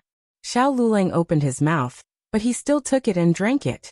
After drinking the glass of cold water, the thoughts in his mind seemed to fade a little. Gu Jiao took the glass and put it on the table. She climbed back into bed and lay down beside him. "Can't you sleep?" she asked. "No," he said in a hoarse voice, "sleep." But Gu Jiao waited for a while, but he still did not fall asleep. Was there something bothering him? But since he did not say, she did not ask. Gu Jiao thought for a while, then slowly moved towards him until she was beside him. She pulled away one of his arms and turned sideways to rest her little head on it. She hugged him, and like an adult coaxing a child, she gently patted his shoulder. She coaxed him very seriously, even though her movements were a little clumsy. Xiao Lulang did not know whether to laugh or cry. "What are you doing?" Gu Jiao widened her eyes and said with a serious face, "I'm coaxing you to sleep. Don't worry, I'm not doing anything. I'm a serious person." At first, the serious person, Gu Jiao, was indeed patting his shoulder to coax him to sleep. But as she patted him, it felt so good that she wanted to move around. She stole a glance at Xiao Lulang. Xiao Liulang's eyes were closed, and his breathing was even and long. He seemed to be asleep. Gu Jiao became bold and touched his small chest muscles. After touching his chest muscles, she moved on to his abdominal muscles. After touching his abdominal muscles, she moved on to his waist muscles. When she used her finger to poke his waist that didn't have a trace of excess fat, Xiao Lulang suddenly opened his eyes. Xiao Lulang grabbed her restless little hand and flipped her over, pressing her under his body. His movements were so fast and domineering that even Gu Jiao could not react in time. Gu Jiao looked at him in a daze. He domineeringly locked her wrists on both sides. This was the first time that Gu Jiao felt the domineering power of a man from him in a sober state. It was so exciting. Gu Jiao thought. The little puppy she had been raising suddenly turned into an adult wolf with an irresistible domineering and wild nature. He stared at her and said, "Aren't you still young?" Gu Jiao blinked. His eyes deepened and his hoarse voice came out from his throat. "If you tease me again, I won't care." "Oh." Gu Jiao's eyes moved, and she slowly pulled her wrists out of his strong palm. He had used too much strength just now and her wrists were red. Xiao Lulang was a little regretful, but he did not show it on his face. Tonight, he had been set up by the elders in his family. Naturally, he would not be obedient, so he did not intend to do anything to her from the beginning. But this girl was too mischievous. Did she forget that he was already 18 years old? Did she still think that he was that immature brat from before? A 14-year-old girl who was older by a year was completely different from a 17-year-old boy who was older by a year. He had grown up and was a real man. Did she know that in his countless dreams, there was no longer a sky full of fire, but the boundless moonlight, the sleepless lights, and endless intertwining and possession? He could not lie on the same bed with her like a year ago and not let his imagination run wild. Gu Jiao rubbed her red wrists and did not speak for a long time. Xiao Lulang thought that she had been scared by him, and should know to restrain herself. Unexpectedly in the next second, she stretched out her arms and lay flat. Xiao Lulang. The latest chapter of this book is not finished yet. For more exciting content, please scan the QR code below to download the app. Novels are updated faster and more complete. Millions of novels are free to read. Novels with connotations that you can't find online are all available here. https://www.zhbqg.com/89642_896422826/111322818. HTML Genius remembered the website address in 1 second. www.zhbqg.com Bikago mobile reading website.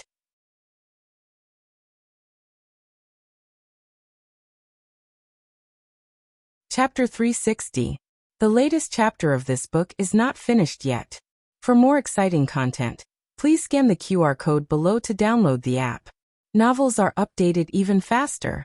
Millions of novels are free to read. There are novels with connotations that can't be found online here. The next day before the sun rose, Everyone in the family got up early.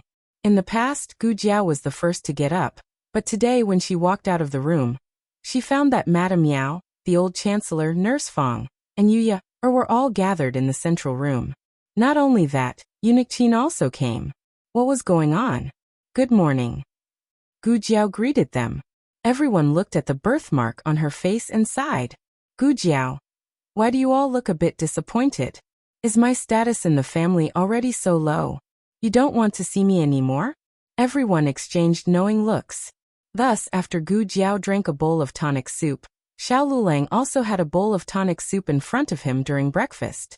Eunuch Qin specially emphasized, it's venison soup. It's very good for men. Xiao Lulang. Xiao Liulang's anger was stuck in his throat and couldn't go up or down. Last night, when a certain someone was lying down, he really thought that she was ready to tease him to the end. He hesitated out of conscience, and then he heard a certain someone's small snoring sound. He was stunned on the spot, okay? He was the one who was teased, and the one who couldn't eat was also him. In the end, he was the one who was misunderstood. Where could he go to reason? Xiao Lulang drank the venison soup with a dark face. Eunuch Qin returned to the palace with a smile. The officials of the Ministry of Revenue and the Hanlin Academy finally arrived in the capital after a long journey of a day and night. The Minister of Revenue didn't dare to delay, and reported to the emperor with his 2 legs that were about to break. He didn't make any mistakes about Xiao Lulang, nor did he deliberately erase Xiao Liulang's contributions. First, there were Hanlin officials who accompanied him to record this trip, and second, Marquis Xianping was standing in the throne room. That's right, this fellow who never attended morning court sessions and only knew how to sleep in had made an unprecedented appearance today. The Minister of Revenue didn't have a bad impression of Xiao Lulang. However, he received orders from Grand Tutor Zhuang to give the credit to Royal Prince and as much as possible. As for Xiao Lulang, he didn't do anything, so there was no need to mention him. However, when the Minister of Revenue thought of how he had almost broken his leg, he had no doubt that if he dared to say anything about Xiao Lulang, the Marquis of Xianping would remove his leg in front of the emperor. The Minister of Revenue reported truthfully. Xiao Lulang and Royal Prince An's performance was remarkable. They both made contributions. Although the Minister of Revenue intended to give Royal Prince An more opportunities to make contributions, Xiao Lulang had done too many things in the countryside. The emperor thought it was good. Both of them were pillars of the Zhao kingdom. Among the 3 tripod rankings, the Zhuang Yuan and Zhuang Yuan had already begun to show their talents in the 6 ministries. Only the Tanhua Lang was still unknown. However, this couldn't be rushed. After all, Xiao Lulang and Royal Prince An both had backings. They didn't have to worry about being suppressed. Ning Ziyuan's background wasn't as good. He still needed to sharpen his skills in the Imperial Hanlin Academy. The emperor gave Xiao Lulang and Royal Prince An each a piece of calligraphy, and had Eunuch Wei deliver it to the Imperial Hanlin Academy. After court, the emperor returned to Pure Flower's palace. Your Majesty. A young nun walked over with a box of food. She bowed to him and said, Imperial concubine dowager personally made some pastries and had this humble nun deliver them to your Majesty. By the way, Imperial concubine dowager also had this humble nun ask if your Majesty has been well. Imperial concubine dowager hasn't seen your Majesty for a few days, and is very worried about you. The emperor paused slightly. That's right. He hadn't visited Imperial concubine dowager for a few days. This would have been impossible in the past. As long as Imperial concubine dowager was in the palace, he would pay his respects every day. Could it be that he was still angry at Imperial concubine dowager for hiding her relationship with Gu Chao? Even though Imperial concubine dowager had chosen him in the end, did he still have a knot in his heart? Your Majesty, if there's nothing else, this humble nun will take her leave. The young nun handed the pastries to Eunuch Wei before turning to leave. The emperor glanced at the box of food in Eunuch Wei's hands. Eunuch Wei understood and opened the box. Your Majesty, these are date paste pastries. These were his favorite pastries. In order to personally make them for him, Imperial concubine Jing had learned from the imperial chef. He remembered the days after Empress Dowager Zhuang was banished to the cold palace. He, Imperial concubine Jing, and Ningen were ostracized. They didn't even have a decent hot dish for his birthday. Thus, his imperial concubine Dowager Zhuang personally went to the tree to pick dates and made a date paste pastry with crisp dates. It didn't taste too good, but it was the best taste he could remember at the time. The emperor picked up a piece of date paste pastry and tasted it. It was also made with crisp dates. Memories flooded his mind, and he let out a long sigh. Go to the nunnery and tell imperial concubine Dowager that I'll accompany her for dinner tonight. Yes, Eunuch Wei replied. The second master had recently recruited another doctor. To be precise, he had poached a doctor from Rejuvenation Hall. He had once been kicked out of Rejuvenation Hall, and everyone was waiting to see him make a fool of himself. However, he had led Miracle Hand Hall to rise in the capital. Miracle Hand Hall's business grew bigger and bigger, and countless doctors wanted to seek refuge under him. After careful selection, he had chosen a doctor with the surname Miao. His medical skills were good, but his character was excellent. The second master had to poach Dr. Miao for a long time before he was finally persuaded. After Dr. Miao came, he took on a lot of work, so Gu Jiao wasn't as busy. Gu Jiao went to find the old beggar to play chess, but unexpectedly, the old beggar wasn't there. Gu Jiao waited for a while, but didn't see him. She put on her mask and changed her route to the martial arts center. Little brother Gu. A middle-aged man with a big belly and a ruddy face called out to her. Gu Jiao looked at him and used her eyes to ask, "What's the matter?" Her attitude wasn't warm, and could even be called cold. However, the other party didn't mind. Anyone who had seen Gu Jiao compete knew how fiery her temper was. She was already giving him face by being willing to communicate with him. The middle-aged man smiled and said, "Little brother, I've seen every one of your matches. You're very bold, and your fighting style is very arrogant. You've also improved a lot. Forgive me for being blunt, but this kind of small martial arts center is no longer suitable for your strength. Are you interested in trying out other places?" So he was here to poach her. Gu Jiao looked at him and took out a small notebook to write.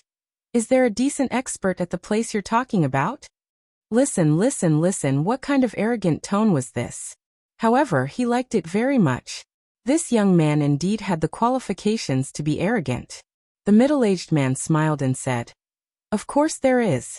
I just don't know if you dare to go?" Gu Jiao lightly wrote, "Could it be the Netherworld?" Ha ha ha. The middle-aged man was amused by Gu Jiao's arrogance and humor. "Little brother, don't worry.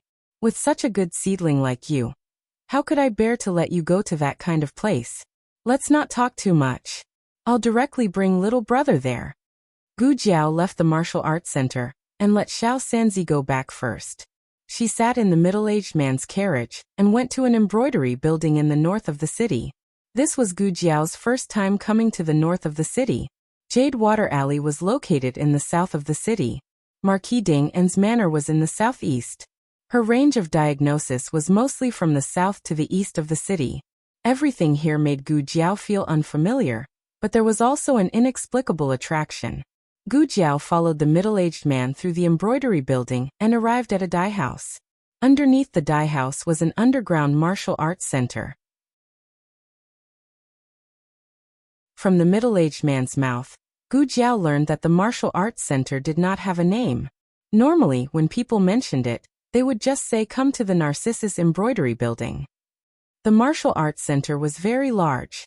It was almost as large as 4 Taihe martial arts centers. If Gu Jiao had not seen it with her own eyes, she would not have believed that someone had built such a large underground place. In the center of the martial arts center were 4 martial arts stages. This was the same as the martial arts centers. Around them were countless rooms. The middle-aged man did not say what they were used for. The middle-aged man waved his hand and pointed, saying, "Do you see those rooms with gourds hanging on their doors? You must not go in." "Why?" Gu Jiao asked with her eyes. The middle-aged man explained, "Those are the rooms of experts. If you rashly charge in, you will be beaten to death." So it was allowed to kill people here. The 4 martial arts stages were carrying out martial arts. Compared to the Taihe martial arts centers, the fights here were much more bloody and violent. The air was filled with the pungent smell of blood. Gu Jiao felt all the blood in her body begin to boil. Her ruthless nature began to stir again. Gu Jiao restrained her killing intent. Under the guidance of the middle-aged man, she arrived at the east side of the martial arts center. Yo, look who old he managed to trick over today. A young man who was organizing the accounts raised his head and looked at Gu Jiao meaningfully.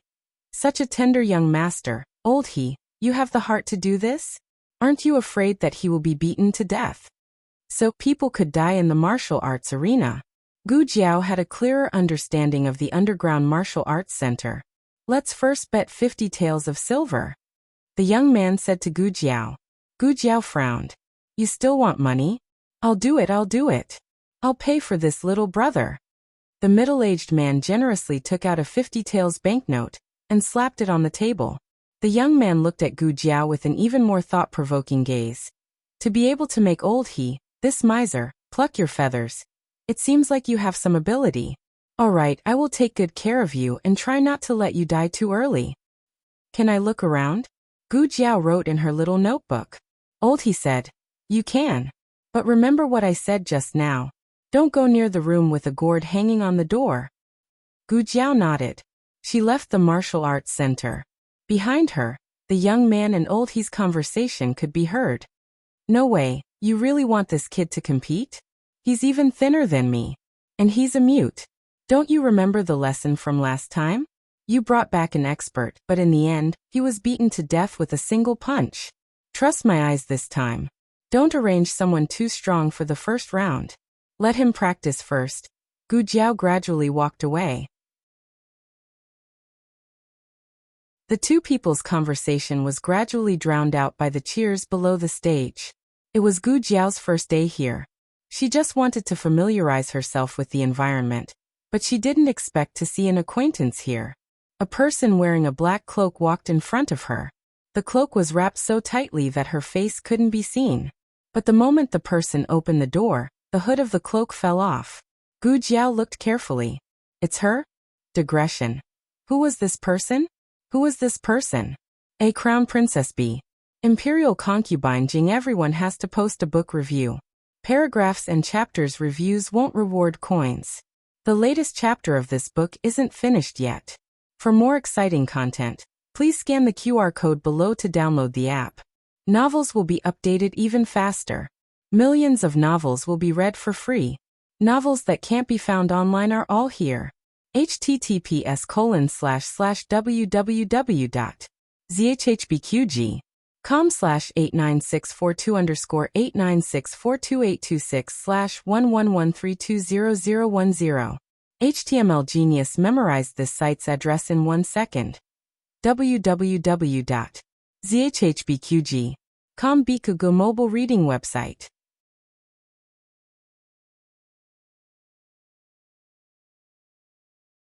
Chapter 361.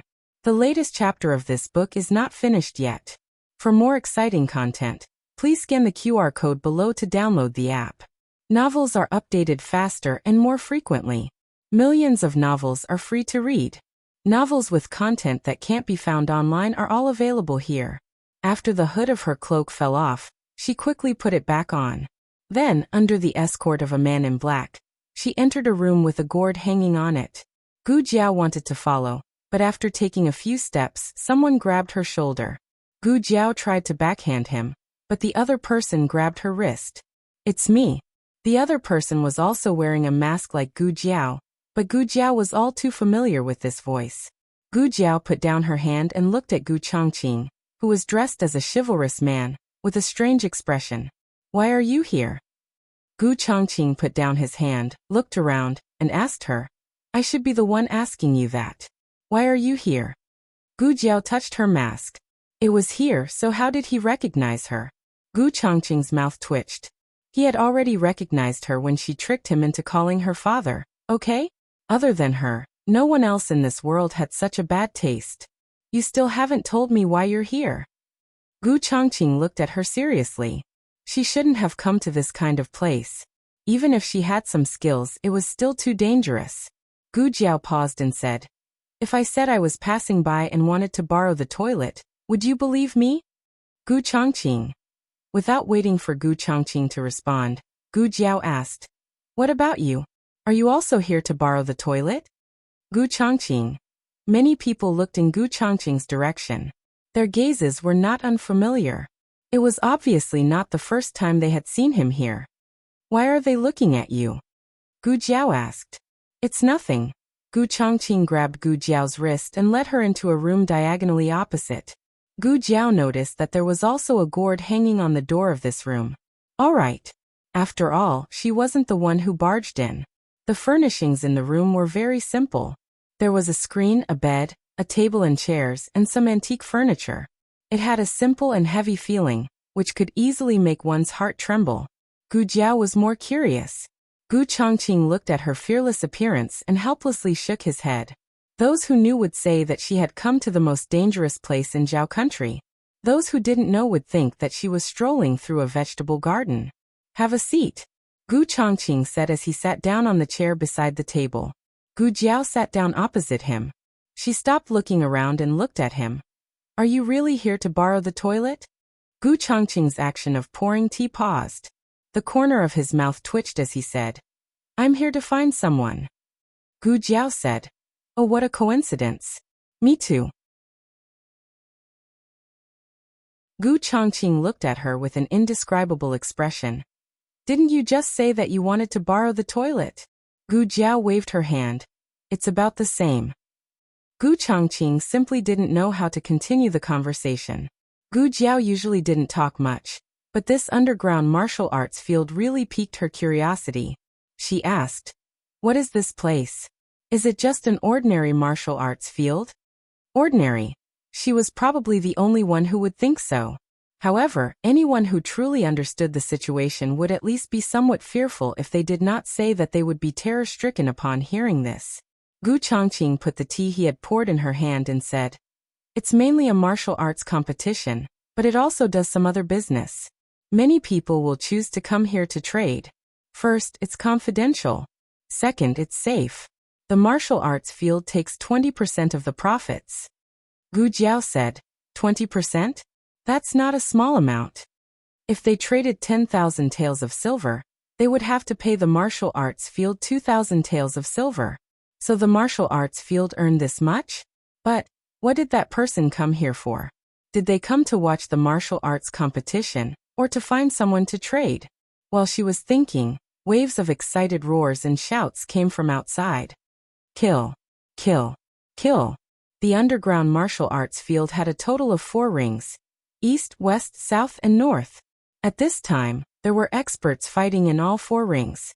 However, the one with the most spectators, the one with the fiercest bets, and the one with the most enthusiastic cheers was the East Ring.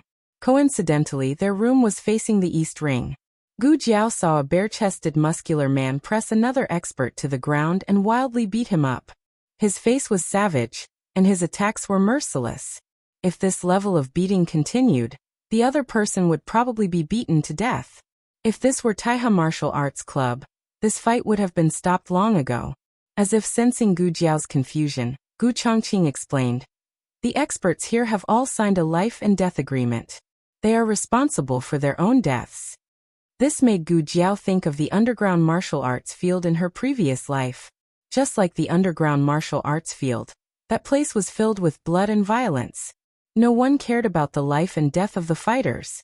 They even hoped to see someone beaten to death. Gu Jiao had once been one of the fighters. She was the youngest and the weakest. She had been sent to the martial arts field by her godfather along with her companion. Half a year later, Gu Jiao had come out, but her companion had stayed behind forever.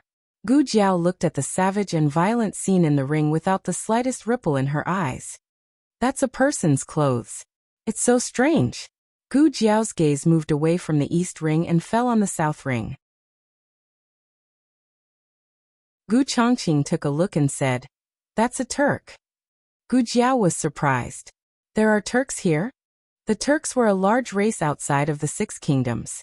Even though they claimed to be a country, they had never received the recognition of the 6 kingdoms. In the eyes of the 6 kingdoms, the Turks were even inferior to the 3 inferior kingdoms.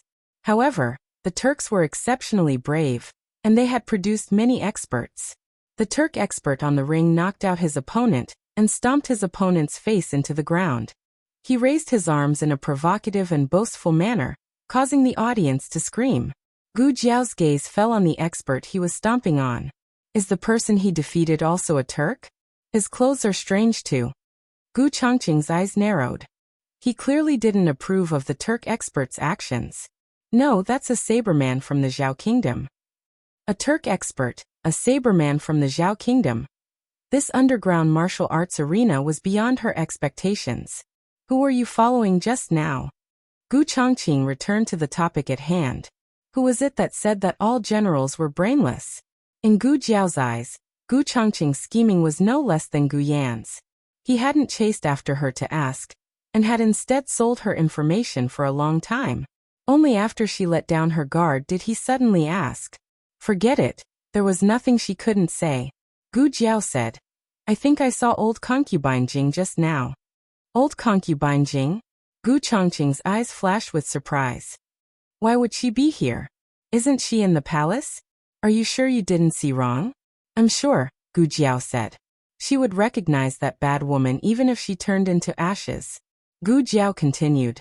She was wearing a cloak and acting suspiciously. She must have snuck out of the palace. As Gu Jiao spoke, she waved her hand and pointed. She entered that room. Gu Chongqing took a look and frowned. What's wrong? Gu Jiao asked. Oh right, I forgot to ask you. What's the meaning of hanging a gourd on the door? Gu Chongqing said seriously. It means that no one is to provoke it in this arena. Gu Jiao made an "oh" sound and didn't take it to heart. She said, there's a gourd on your door too. How do I get it? Gu Chongqing looked coldly at Gu Jiao. You still want to do that? Be careful, or I'll tell Lulang. Gu Jiao. You win. Gu Chongqing looked at the room diagonally across. If I remember correctly, the current owner of that room seems to be an alchemist. Gu Jiao rubbed her chin. Alchemist? A doctor? Gu Chongqing thought for a bit. You could say that, but it doesn't seem accurate. Doctors heal the wounded, while alchemists only refine medicine. Gu Jiao said thoughtfully. So why is concubine Jing looking for an alchemist? Is she sick? Or is she trying to do something? Can we go stop her? Gu Chongqing rejected without thinking. Absolutely not. She has the shadow dragon guards by her side. Moreover, putting aside the dragon shadow guards, the underground martial field also has its own experts. They will not allow anyone to break the rules of the transaction in the martial field. Gu Jiao hesitated but didn't give up. Then can we catch that alchemist? Gu Chongqing shook his head. That's an alchemist from the Yan kingdom. He's surrounded by experts, so it won't be easy to catch him. How do you know? Gu Jiao asked. Gu Chongqing said. I bought medicine from him and met his subordinates. As for what medicine he had bought, Gu Chongqing didn't say. Concubine Jing didn't stay in the Yan kingdom's pharmacist's room for too long. She came out while the two were talking. She was covered up tightly, and even the way she walked was different from how she used to be. If Gu Jiao hadn't told Gu Chongqing that this was concubine Jing, Gu Chongqing probably wouldn't have recognized her. The man in black next to her was probably the dragon shadow guard. Gu Jiao and Gu Chongqing didn't think that they could be faster than the dragon shadow guard. So they gave up on the idea of running to the palace to expose the fact that concubine Jing wasn't there. However, Gu Jiao still went to the palace. She had someone call Eunuch Wei to the imperial garden. Miss Gu. Eunuch Wei was overjoyed to hear that Gu Jiao was looking for him. Why are you here? Are you here to see His Majesty? Ever since Miss Gu said that she would never return to Pure Flower's palace, His Majesty had been in low spirits for a long time. Gu Jiao shook her head. No, I'm here to see Eunuch Wei. See this servant. Eunuch Wei was flattered. Pure Flower's palace didn't suspect concubine Jing at the moment, so Gu Jiao wasn't in a rush to say anything. I want to ask about concubine Jing's recent condition. Didn't she encounter an assassination attempt last time? I heard that she was injured. Is she feeling better? Eunuch Wei sighed. She's still recuperating. The imperial physician said that Her Highness concubine is getting on in years. I'm afraid that she won't be able to recover from that shock for a long time. He. Who was that old demonic woman who was walking so fast on the martial field just now? Eunuch Wei was surprised. Why is Miss Gu suddenly concerned about Her Highness concubine?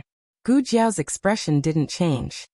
I know that she doesn't have a good relationship with Great Aunt, so I'm worried that people will suspect Great Aunt. Eunuch Wei smiled. Don't worry, Miss Gu. His Majesty doesn't suspect the Empress Dowager this time. Gu Jiao naturally knew this. She nodded. That's good.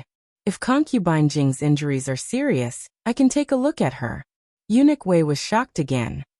Miss Gu, didn't you say that you won't treat anyone from Pure Flower's palace? Gu Jiao turned into a logical genius in a second. But she's already moved out of Pure Flower's palace. Eunuch Wei choked. This works too? Eunuch Wei went to report this to the emperor. The emperor thought that Gu Jiao was using this opportunity to reconcile with him, so he didn't suspect her motives at all. He chuckled. All right, since she's giving us a way out, we'll take it. Eunuch Wei. But why do I feel that Miss Gu doesn't think that way? The emperor was going to come to the nunnery for dinner tonight, so concubine Jing had already ordered the kitchen to prepare a table full of vegetarian dishes. However, who would have thought that there would be someone else by the emperor's side? Miss Gu. Concubine Jing was startled. Esteemed concubine dowager. Gu Jiao greeted her. The emperor said amiably, Imperial Mother's body hasn't fully recovered, so we brought the little divine doctor over to take a look at her.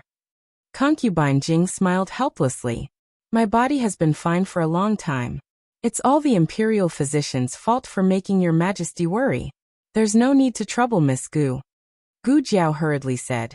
It's just taking a pulse, there's no need to trouble yourself. The emperor was very satisfied with Gu Jiao's filial piety. He held concubine Jing's hand and said, Let the little divine doctor take my mother's pulse. We can't completely trust the imperial physician's words, so we can only be at ease after the little divine doctor has taken a look. Concubine Jing couldn't refuse, so she sat down and agreed to let Gu Jiao take her pulse. Gu Jiao put 3 fingers on concubine Jing's pulse. There were internal injuries. She didn't beat her up last time, after all. Gu Jiao asked doubtfully. Did esteemed concubine dowager encounter another assassination attempt recently? Her veins are all broken. The emperor turned pale with fright. My mother's veins are broken? Gu Jiao said calmly.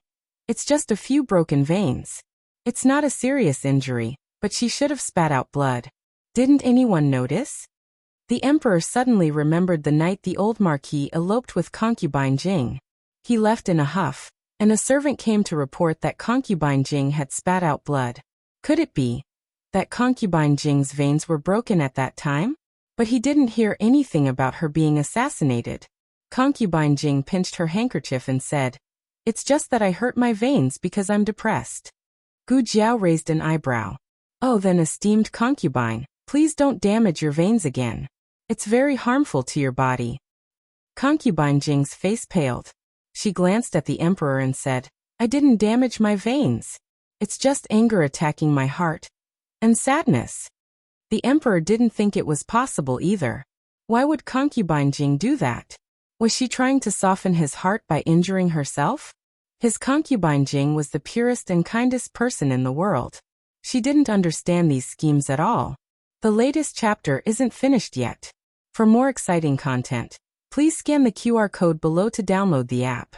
Novels are updated at a faster rate. Millions of novels are free to read. Novels with a deeper meaning that can't be found online are all available here. https://www.zhhbqg.com/89642_8964286/1112973115. HTML Genius memorized this website's address in 1 second. www.zhhbqg.com Biku Pavilion's mobile reading website. You're tuning in to the Earbook Haven YouTube channel. Don't forget to subscribe and join us on this journey to catch the most captivating stories.